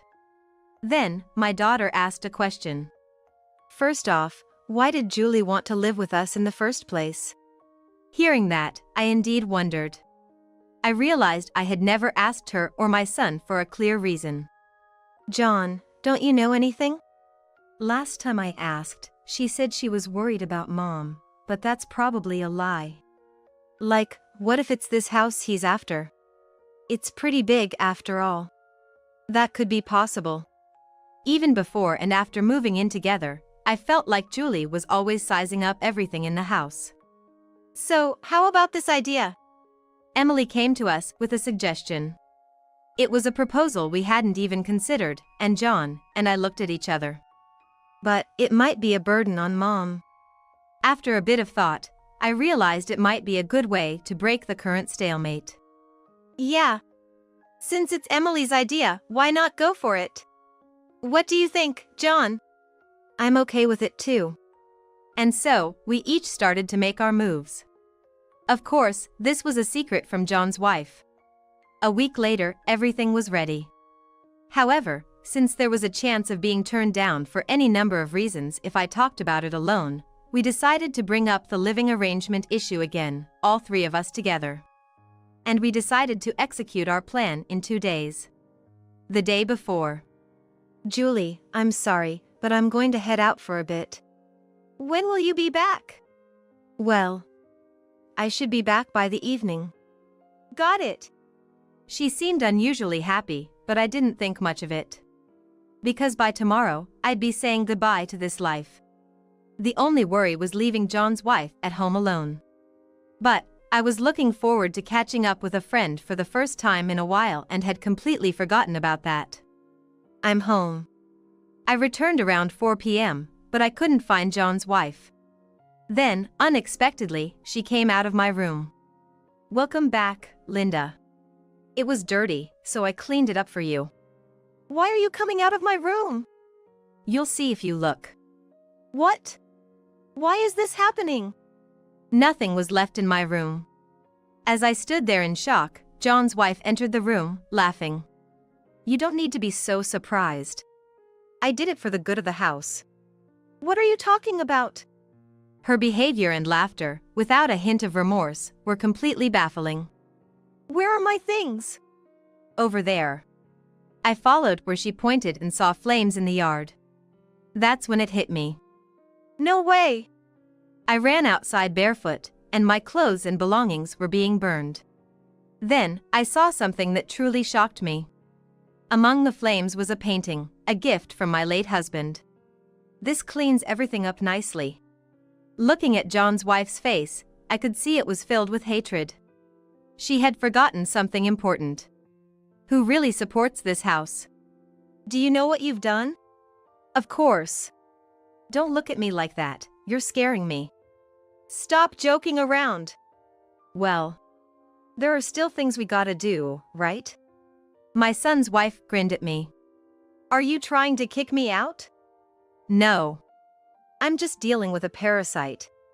Despite the sugarcoating, I knew she was talking about me. And so I made a decision. Then I'll leave. I left the house. But it wasn't just me. Swearing on my late husband, I vowed revenge on my son's wife. Are you really okay with this? Julie had asked me that just before I left, but I didn't look at her. I could easily imagine the expression on her face. I called my son and daughter as I headed to my new place. I'm moving to the new house today, a bit ahead of schedule. Got it, I'll tell Emily. Then I'll see you there. When I arrived at the new house, I sat on the sofa. I felt a bit excited about starting a new life. About an hour later, John and Emily arrived. I didn't expect such an amazing house. How did you manage to get a place like this? I asked a friend of your father's, and he said this house was vacant. It kind of resembles our old place too, so I made a quick decision. We had a pleasant time, but soon, we all wore serious expressions.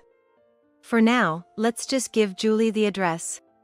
Given her nature, she'll definitely come by. Then I'll take care of that. Thanks. After a while, I had dozens of messages and missed calls. We're ignoring these, right? Yes. We then waited for my eldest son's wife to grow impatient and visit. After spending a few days relaxing in the new place, someone visited us. Looking at the outside through the window, there Julie stood, looking exhausted. She's here. Time to greet her. I'm kinda nervous. Don't worry, there are 3 of us. I knew this was the moment of truth. You came, Julie. What's this all about, Linda? What do you mean? Why are you living in such an amazing place? Well, you're asking me why. Let's just go to the living room for now. So all the players were present. We faced each other in the living room. I didn't know you had so much money, Linda. Well, of course you didn't. I didn't tell you. From now on, we plan to live here together. Sorry for keeping it a secret. Suddenly, my son's wife's demeanor completely changed to a smile. Perhaps she thought she would be able to live in this house too. Well, you could have said something sooner. Why were you keeping Mom, John? Mom told me not to say anything about it. Like a surprise? Trying not to laugh was a struggle as I watched my son's wife, who had gotten the wrong end of the stick and was getting all excited. The first to break the news was Emily. Julie, I'm sorry, but it's just going to be us living here. What? Her eyes went wide as saucers. Emily's right. There's no place for you in this house. Why not? You destroyed my most cherished memory. That was because you were the one who suggested living together, but I bet you really wanted to drive me out. What were you after, my house or money? My son's wife looked down in silence. She must have hit the nail on the head. But why such a mansion? Did you ask John for this? This time, my son interjected. You seem to be under some misconception, but since we've been living together, I haven't paid a cent for living expenses. What? Mom's been covering it all for us. And yet you.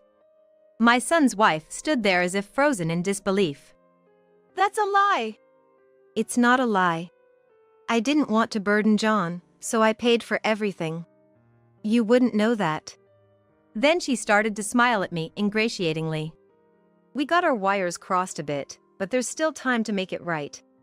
Let's start over. She went on and on about how much better it would be for her to live with us. I, finding the situation absurdly funny, took her hand and smiled sweetly. You're the parasite.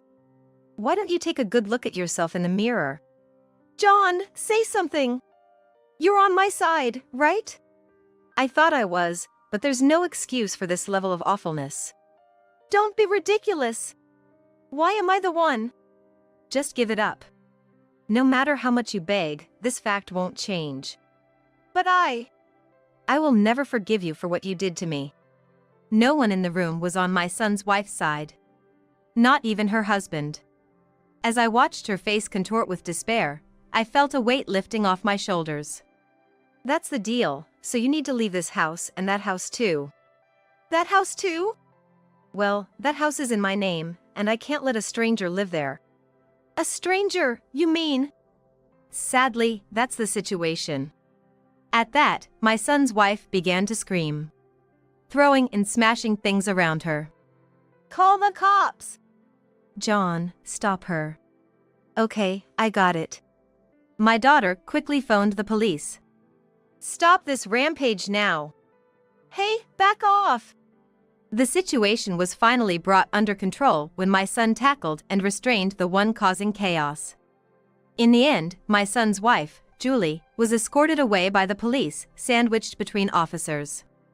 She glared at us as she got into the squad car, but at this point, there was nothing we could do. I felt no sympathy, just a sense of serves you right. Above all, she was getting her just desserts for ruthlessly destroying the memories of my husband. Were you shocked? But this is for the best, right? Yeah. Now we'll finally have peace. The rest is up to John. I've got it covered. After everything that's happened, I can't live with her anymore. I have faith that he will handle things well. Emily and I are here too. I'm counting on you. Afterward, John and Julie got divorced. Of course, it wasn't an easy process. She cried and screamed during the discussions with the lawyers, trying to garner sympathy. Her demeanor was fierce, but my son dismissed it outright. I was present as well, and I was just astonished by her pitiful display. Cut it out, already. Please, keep out of this. It's your fault this is happening. Stop blaming others. You brought this upon yourself. That's right. Just stop it. No matter how much you beg, I'm not changing my mind. That's the way it is. I smiled, including all the times she had smiled in the past, to show I meant it. There's no need to hold back anymore. I really felt like applauding my son for choosing to divorce. Complain all you want, but don't bother us. I wouldn't want to have anything else burned. Since that day, Julie stopped complaining, and we finally had peace. I felt a slight easing of the guilt I had towards my husband. Turns out, Julie, now evicted and jobless, was hopping from one friend's house to another. Having become a housewife upon marrying my son, she had no employment. I'm curious to see what life has in store for her. Is it okay for us to live here now? Indeed. I've said plenty to Julie, but don't worry about it. You're welcome to stay as long as you like. The ashes may remain, but not all memories of my husband have disappeared. From now on, the three of us will walk towards a bright future together. The land that was in my mother-in-law's name, I've gone ahead and changed it to my name. The eldest son's wife, who had unilaterally changed the deed of the land I inherited from my late husband into her name. It's true that we never got along, but I never expected her to go this far. When I looked to my eldest son for help, there he was, looking at me with a cold gaze. Always picking on my wife, you're the worst, Mom. If you have even a shred of remorse, just graciously hand over the land to my wife and show some sincerity by living out the rest of your life as a maid. My eldest son was taking his wife's side. Let me be clear, I never intended to pick on her. If anything, I was the one being bullied. But in this situation, I didn't think anything I said would get through. I became so fed up with trying to persuade them, I decided to leave, just as the eldest son's wife suggested. So I should be the one to leave, right? I asked to be sure, only to be mocked for not crying and for putting on a brave face. But I wonder who's really putting on a brave face. After I leave, what will become of these two? They probably haven't realized yet. My husband and I were both in our late 50s. We have 2 sons who are both married with their own families, living away from home. So now, it's just the 2 of us, a quiet couple's life. Where we live is the epitome of the countryside that anyone would imagine. Without a car, it's inconvenient to get to the nearest train station, and there's a bus, but it only runs about twice an hour during commute times and doesn't operate on Sundays or holidays. There's a liquor store that doubles as a convenience store, in name only, standing alone at the center of the village. My eldest son despised this rural lifestyle. He wanted to go to a more prosperous high school in the nearby area, but ended up reluctantly attending a local agricultural school because his grades weren't good enough. With that resentment, upon graduating high school, he left home as if fleeing. My eldest son married a woman he met while living in the city he always dreamed of, and he has continued to live there, rarely visiting his childhood home.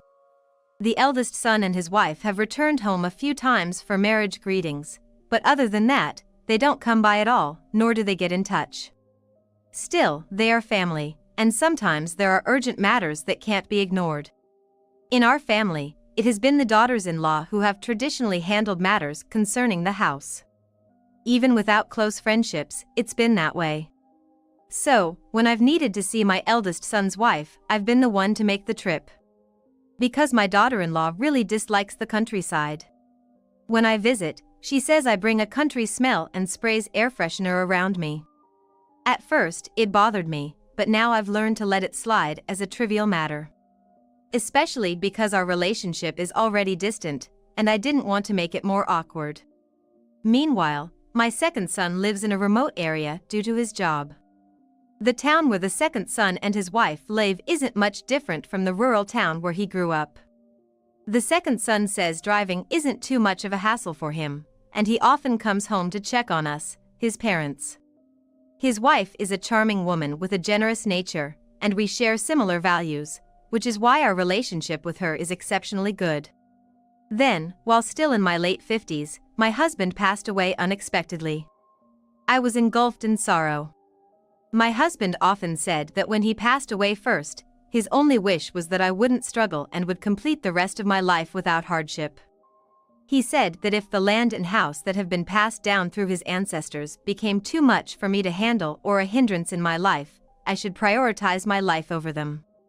In other words, once I inherited them, I could do as I pleased.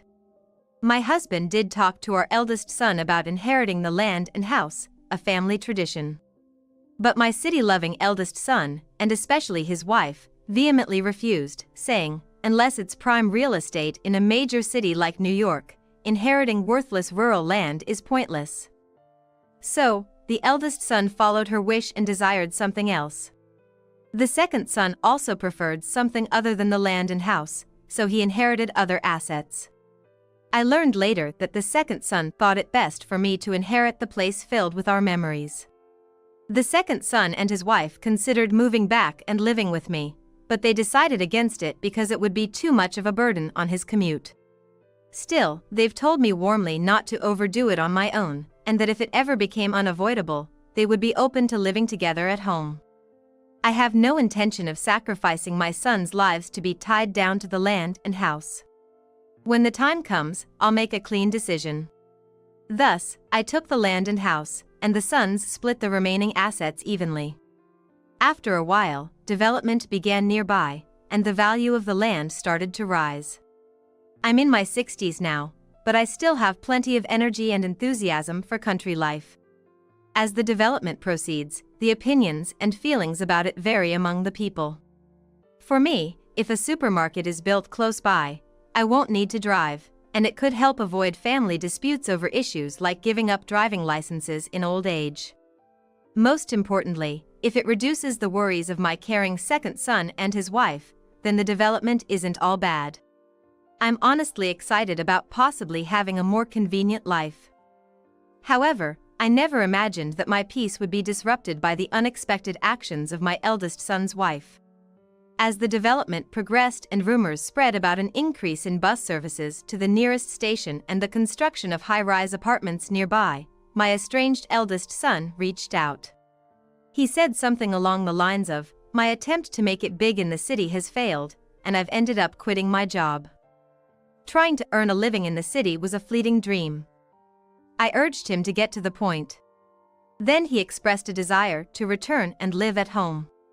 When I asked him, "So, you want to live together?" he seemed to affirm, but with hesitant phrasing. About a month ago, at my husband's third-year memorial, a family gathering took place. At that time, my eldest son still complained about the countryside odor, so what had changed his mind? In the middle of our conversation, his wife abruptly interjected. "You really live in a lovely place. If it's getting all modern with the land development, you should have said so. Some places have gotten a better view since the mountain trees were cut down.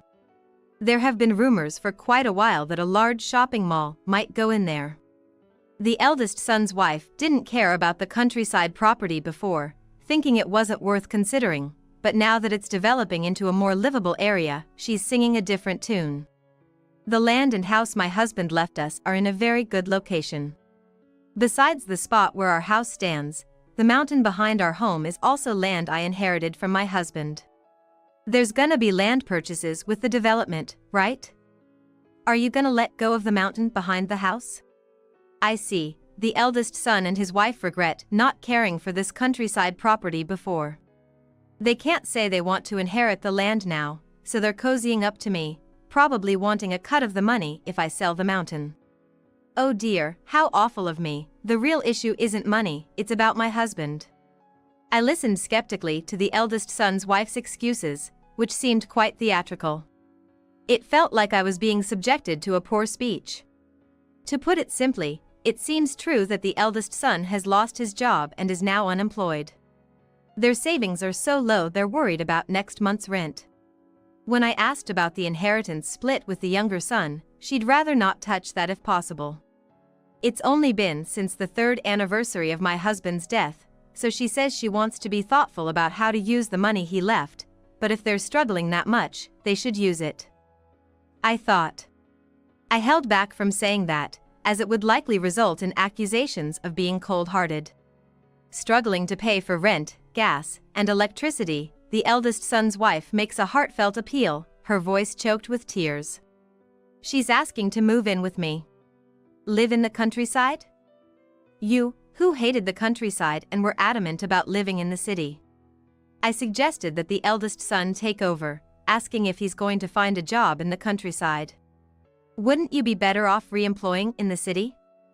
I asked. It was hard to imagine the eldest son, who left for the city as if he was running away from home, accepting a rural life now. The eldest son says he's in a tight spot, soon even eating will become difficult, so he's asking for help. Until the very end, he doesn't clearly say whether he's looking to re-employ in the city or the countryside. So, I set conditions. Moving in is temporary, just until the eldest son finds a new job. I added that he needs to work, even if it's just part-time, while living with us. In this area, with the land development, there's an increase in short-term job postings. I figured he'd get hired if he wasn't too picky. I thought, if I take care of them for about 6 months, they'd save up a decent amount of money and be ready for a fresh start. Marriage is about helping each other out, after all. I assumed the eldest son's wife would also work outside, even if not every day, to help gather funds for their new start. But when we actually started living together, all my plans fell apart. The eldest son was indeed busy looking for work. He searched for jobs during the day and worked as a security guard at construction sites for a few hours in the evening. The eldest son's wife, who had been meek at first, changed her tune as soon as her husband started spending long hours away from home for job hunting and part-time work. Oh, this is such a drag. I can't stand it. Using a pickup for shopping is just too tacky for me. Shopping had become a once-a-week affair, and the convenience of a pickup truck was simply unmatched, unlike the fancy cars you'd see in the city. She was the one who had offered to do the shopping. But after going once, she complained that the pickup was too embarrassing and refused to go again. In front of her husband, she'd praise my cooking and express a desire to learn, but when he wasn't around, she'd do the exact opposite. She couldn't stand the country-style cooking, craving French cuisine instead. She'd complain about mom's home cooking being annoying and then skip her turn to cook. One day, my eldest son's wife said she was gonna cook dinner tonight, so trusting her word, I headed off to tend to the backwoods. Without regular checkups and asking folks to cut down trees, the woods can get wild in no time. It's especially important around the change of seasons and dealing with fallen leaves, and since my husband passed, I've been hiring some young folks from the community to help out. But I can't always leave it to others, so I sometimes go to check on things myself. After making my rounds in the mountains, I came home exhausted in the evening only to find no lights on in the house and the doors locked, leaving me unable to get in. I tried calling my eldest son's wife's cell, but couldn't get through, and was at my wit's end when my son came home.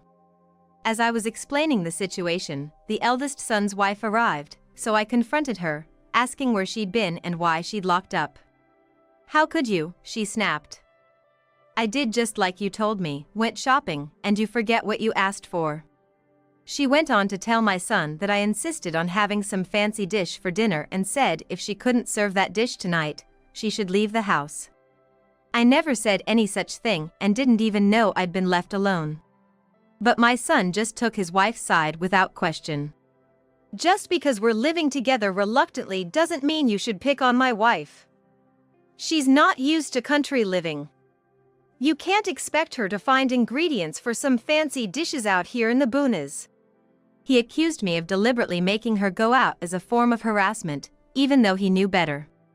My son and I have always had our differences and have had our fair share of arguments in the past, but this was the first time I was berated so unfairly and one-sidedly.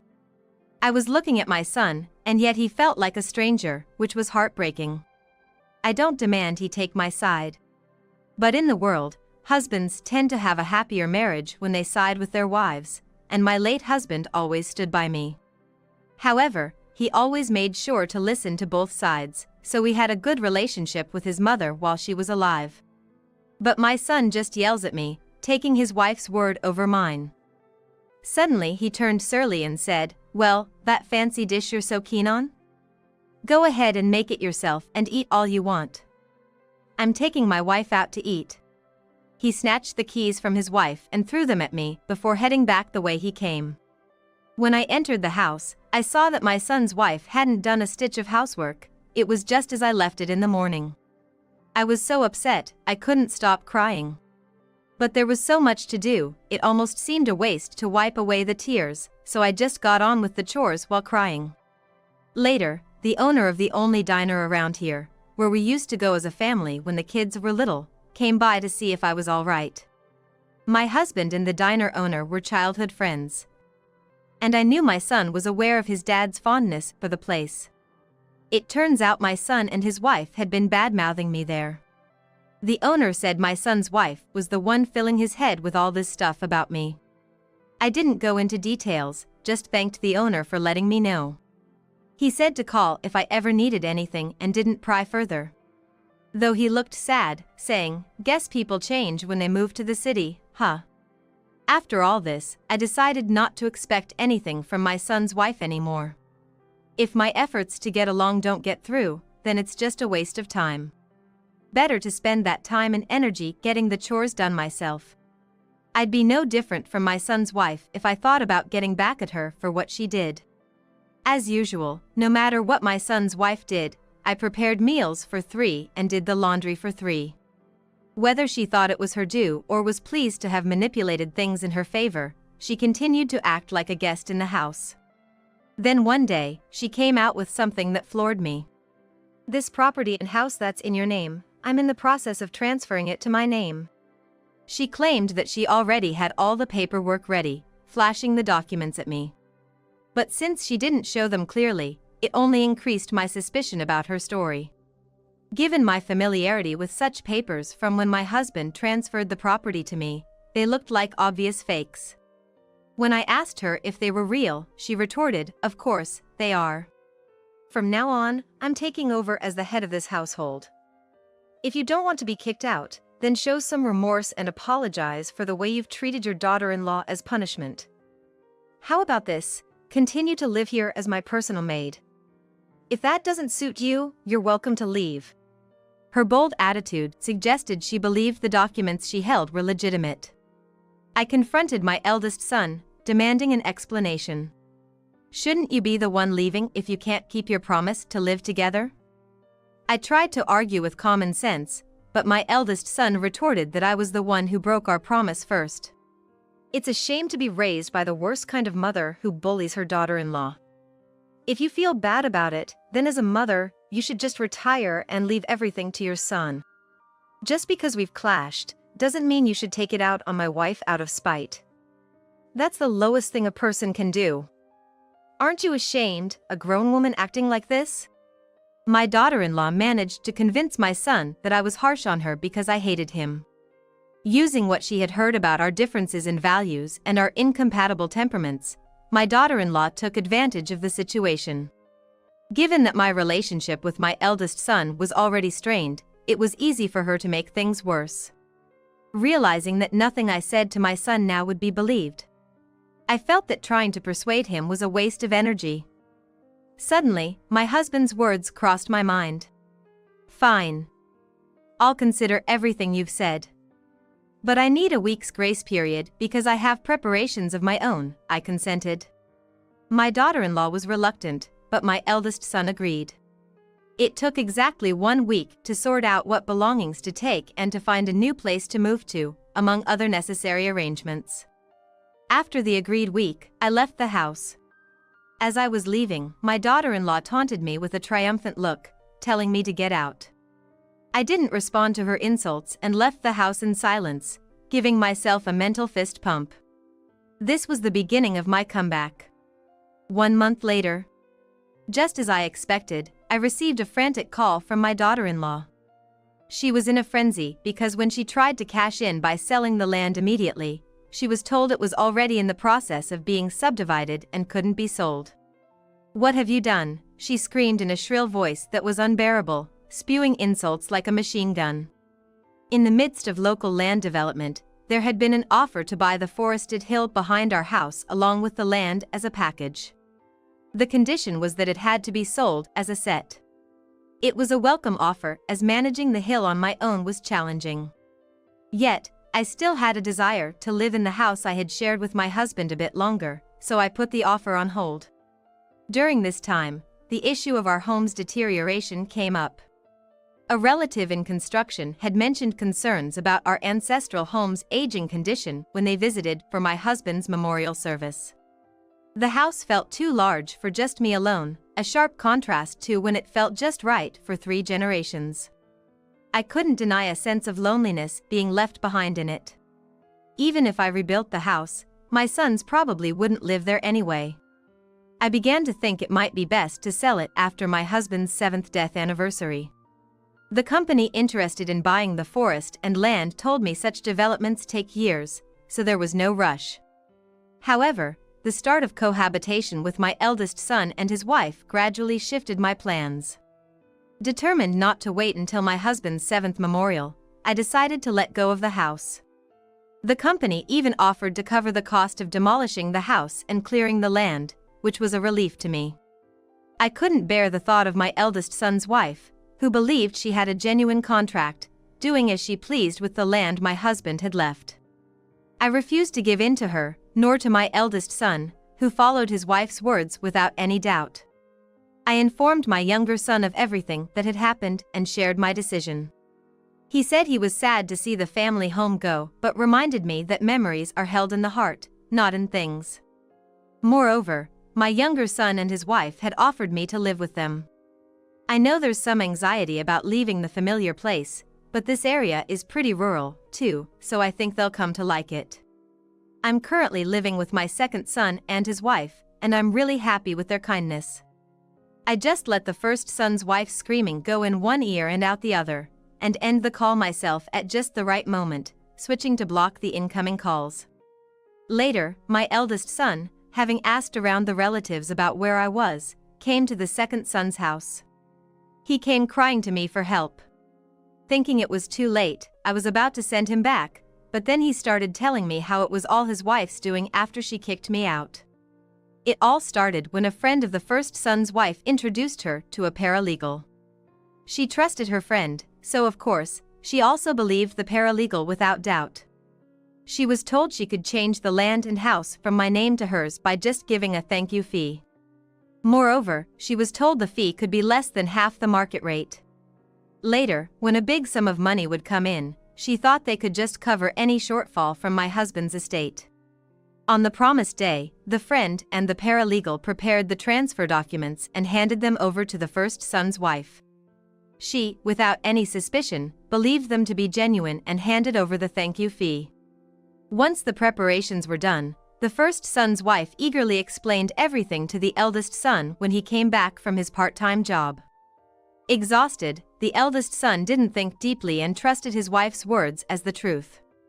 If you think about it, it's a strange story that the wife becomes the homeowner while her husband is still alive, but she convinced him by saying, "It'll be more convenient for your mom if it's in my name."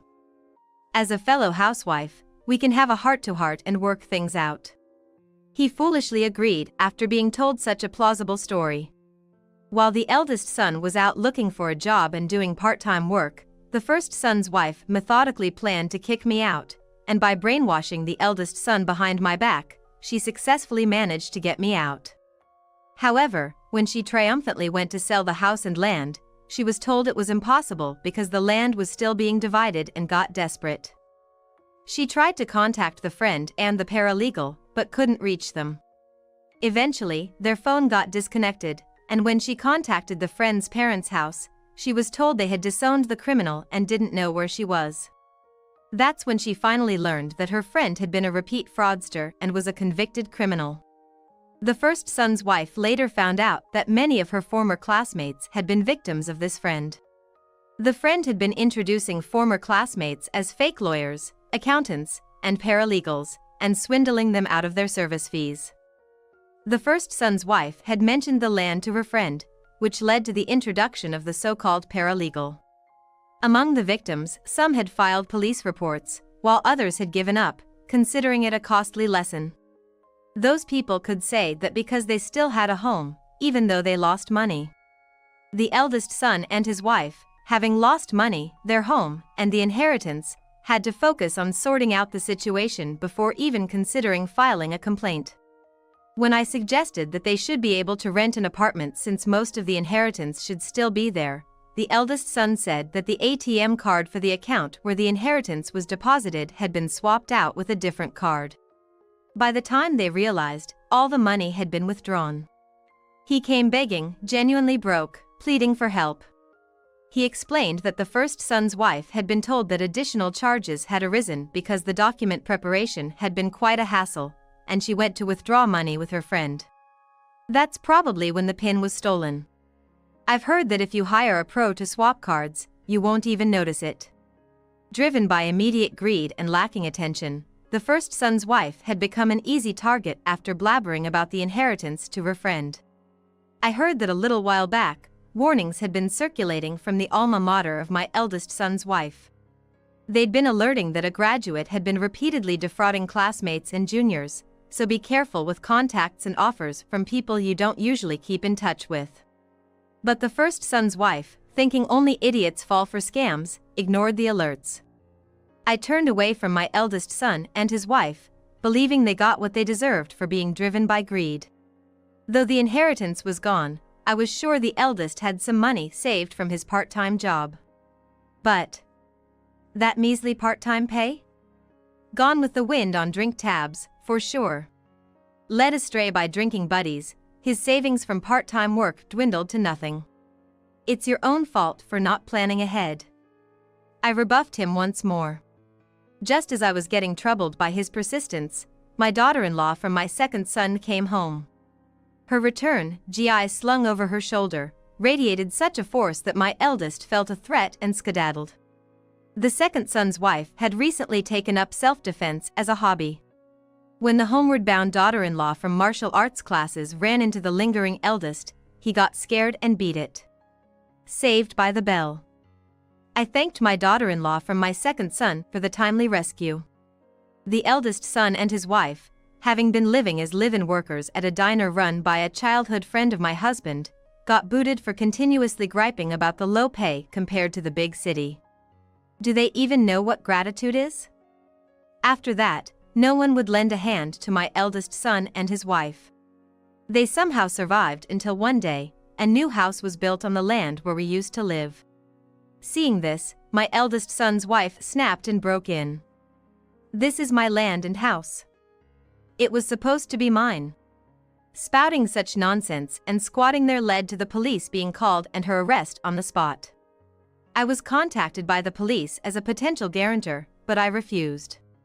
Then she started her silence, saying she wouldn't talk unless her mother came. The police asked me to help persuade her, but I refused as well. "Your son is asking for help," they relayed, but I felt no obligation to assist, suggesting they might as well lock him up.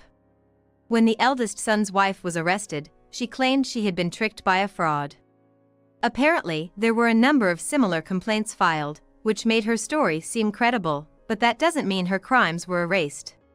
She got squeezed for all she was worth, and I heard that the friend and the fake paralegal who committed the fraud are still at large.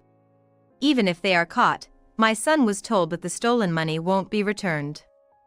It seems that he has finally seen the light after the inheritance was not only used without permission but also stolen. The couple divorced, each starting a new path, but my eldest son seems to struggle finding stable work. His ex-wife, having had enough of the countryside, vanished one day after working at a seedy bar back in the city, leaving behind significant debts. I've officially moved in with my second son and his wife. The living arrangement started as a trial due to the ordeal with the eldest son's family. I didn't want to burden my daughter-in-law. But living together turned out great. We say what we want without tension and click well since she's not overbearing. Most importantly, we share the same taste and exchange recipes, making every day enjoyable. The considerate environment we've built doesn't strain us with needless courtesies. Neighbors even mistake my daughter-in-law and me for mother and daughter. That's how well we get along. As my husband would have wished, I'm savoring life with my second son and his family. Looking forward to sharing these stories, I prayed at my husband's grave.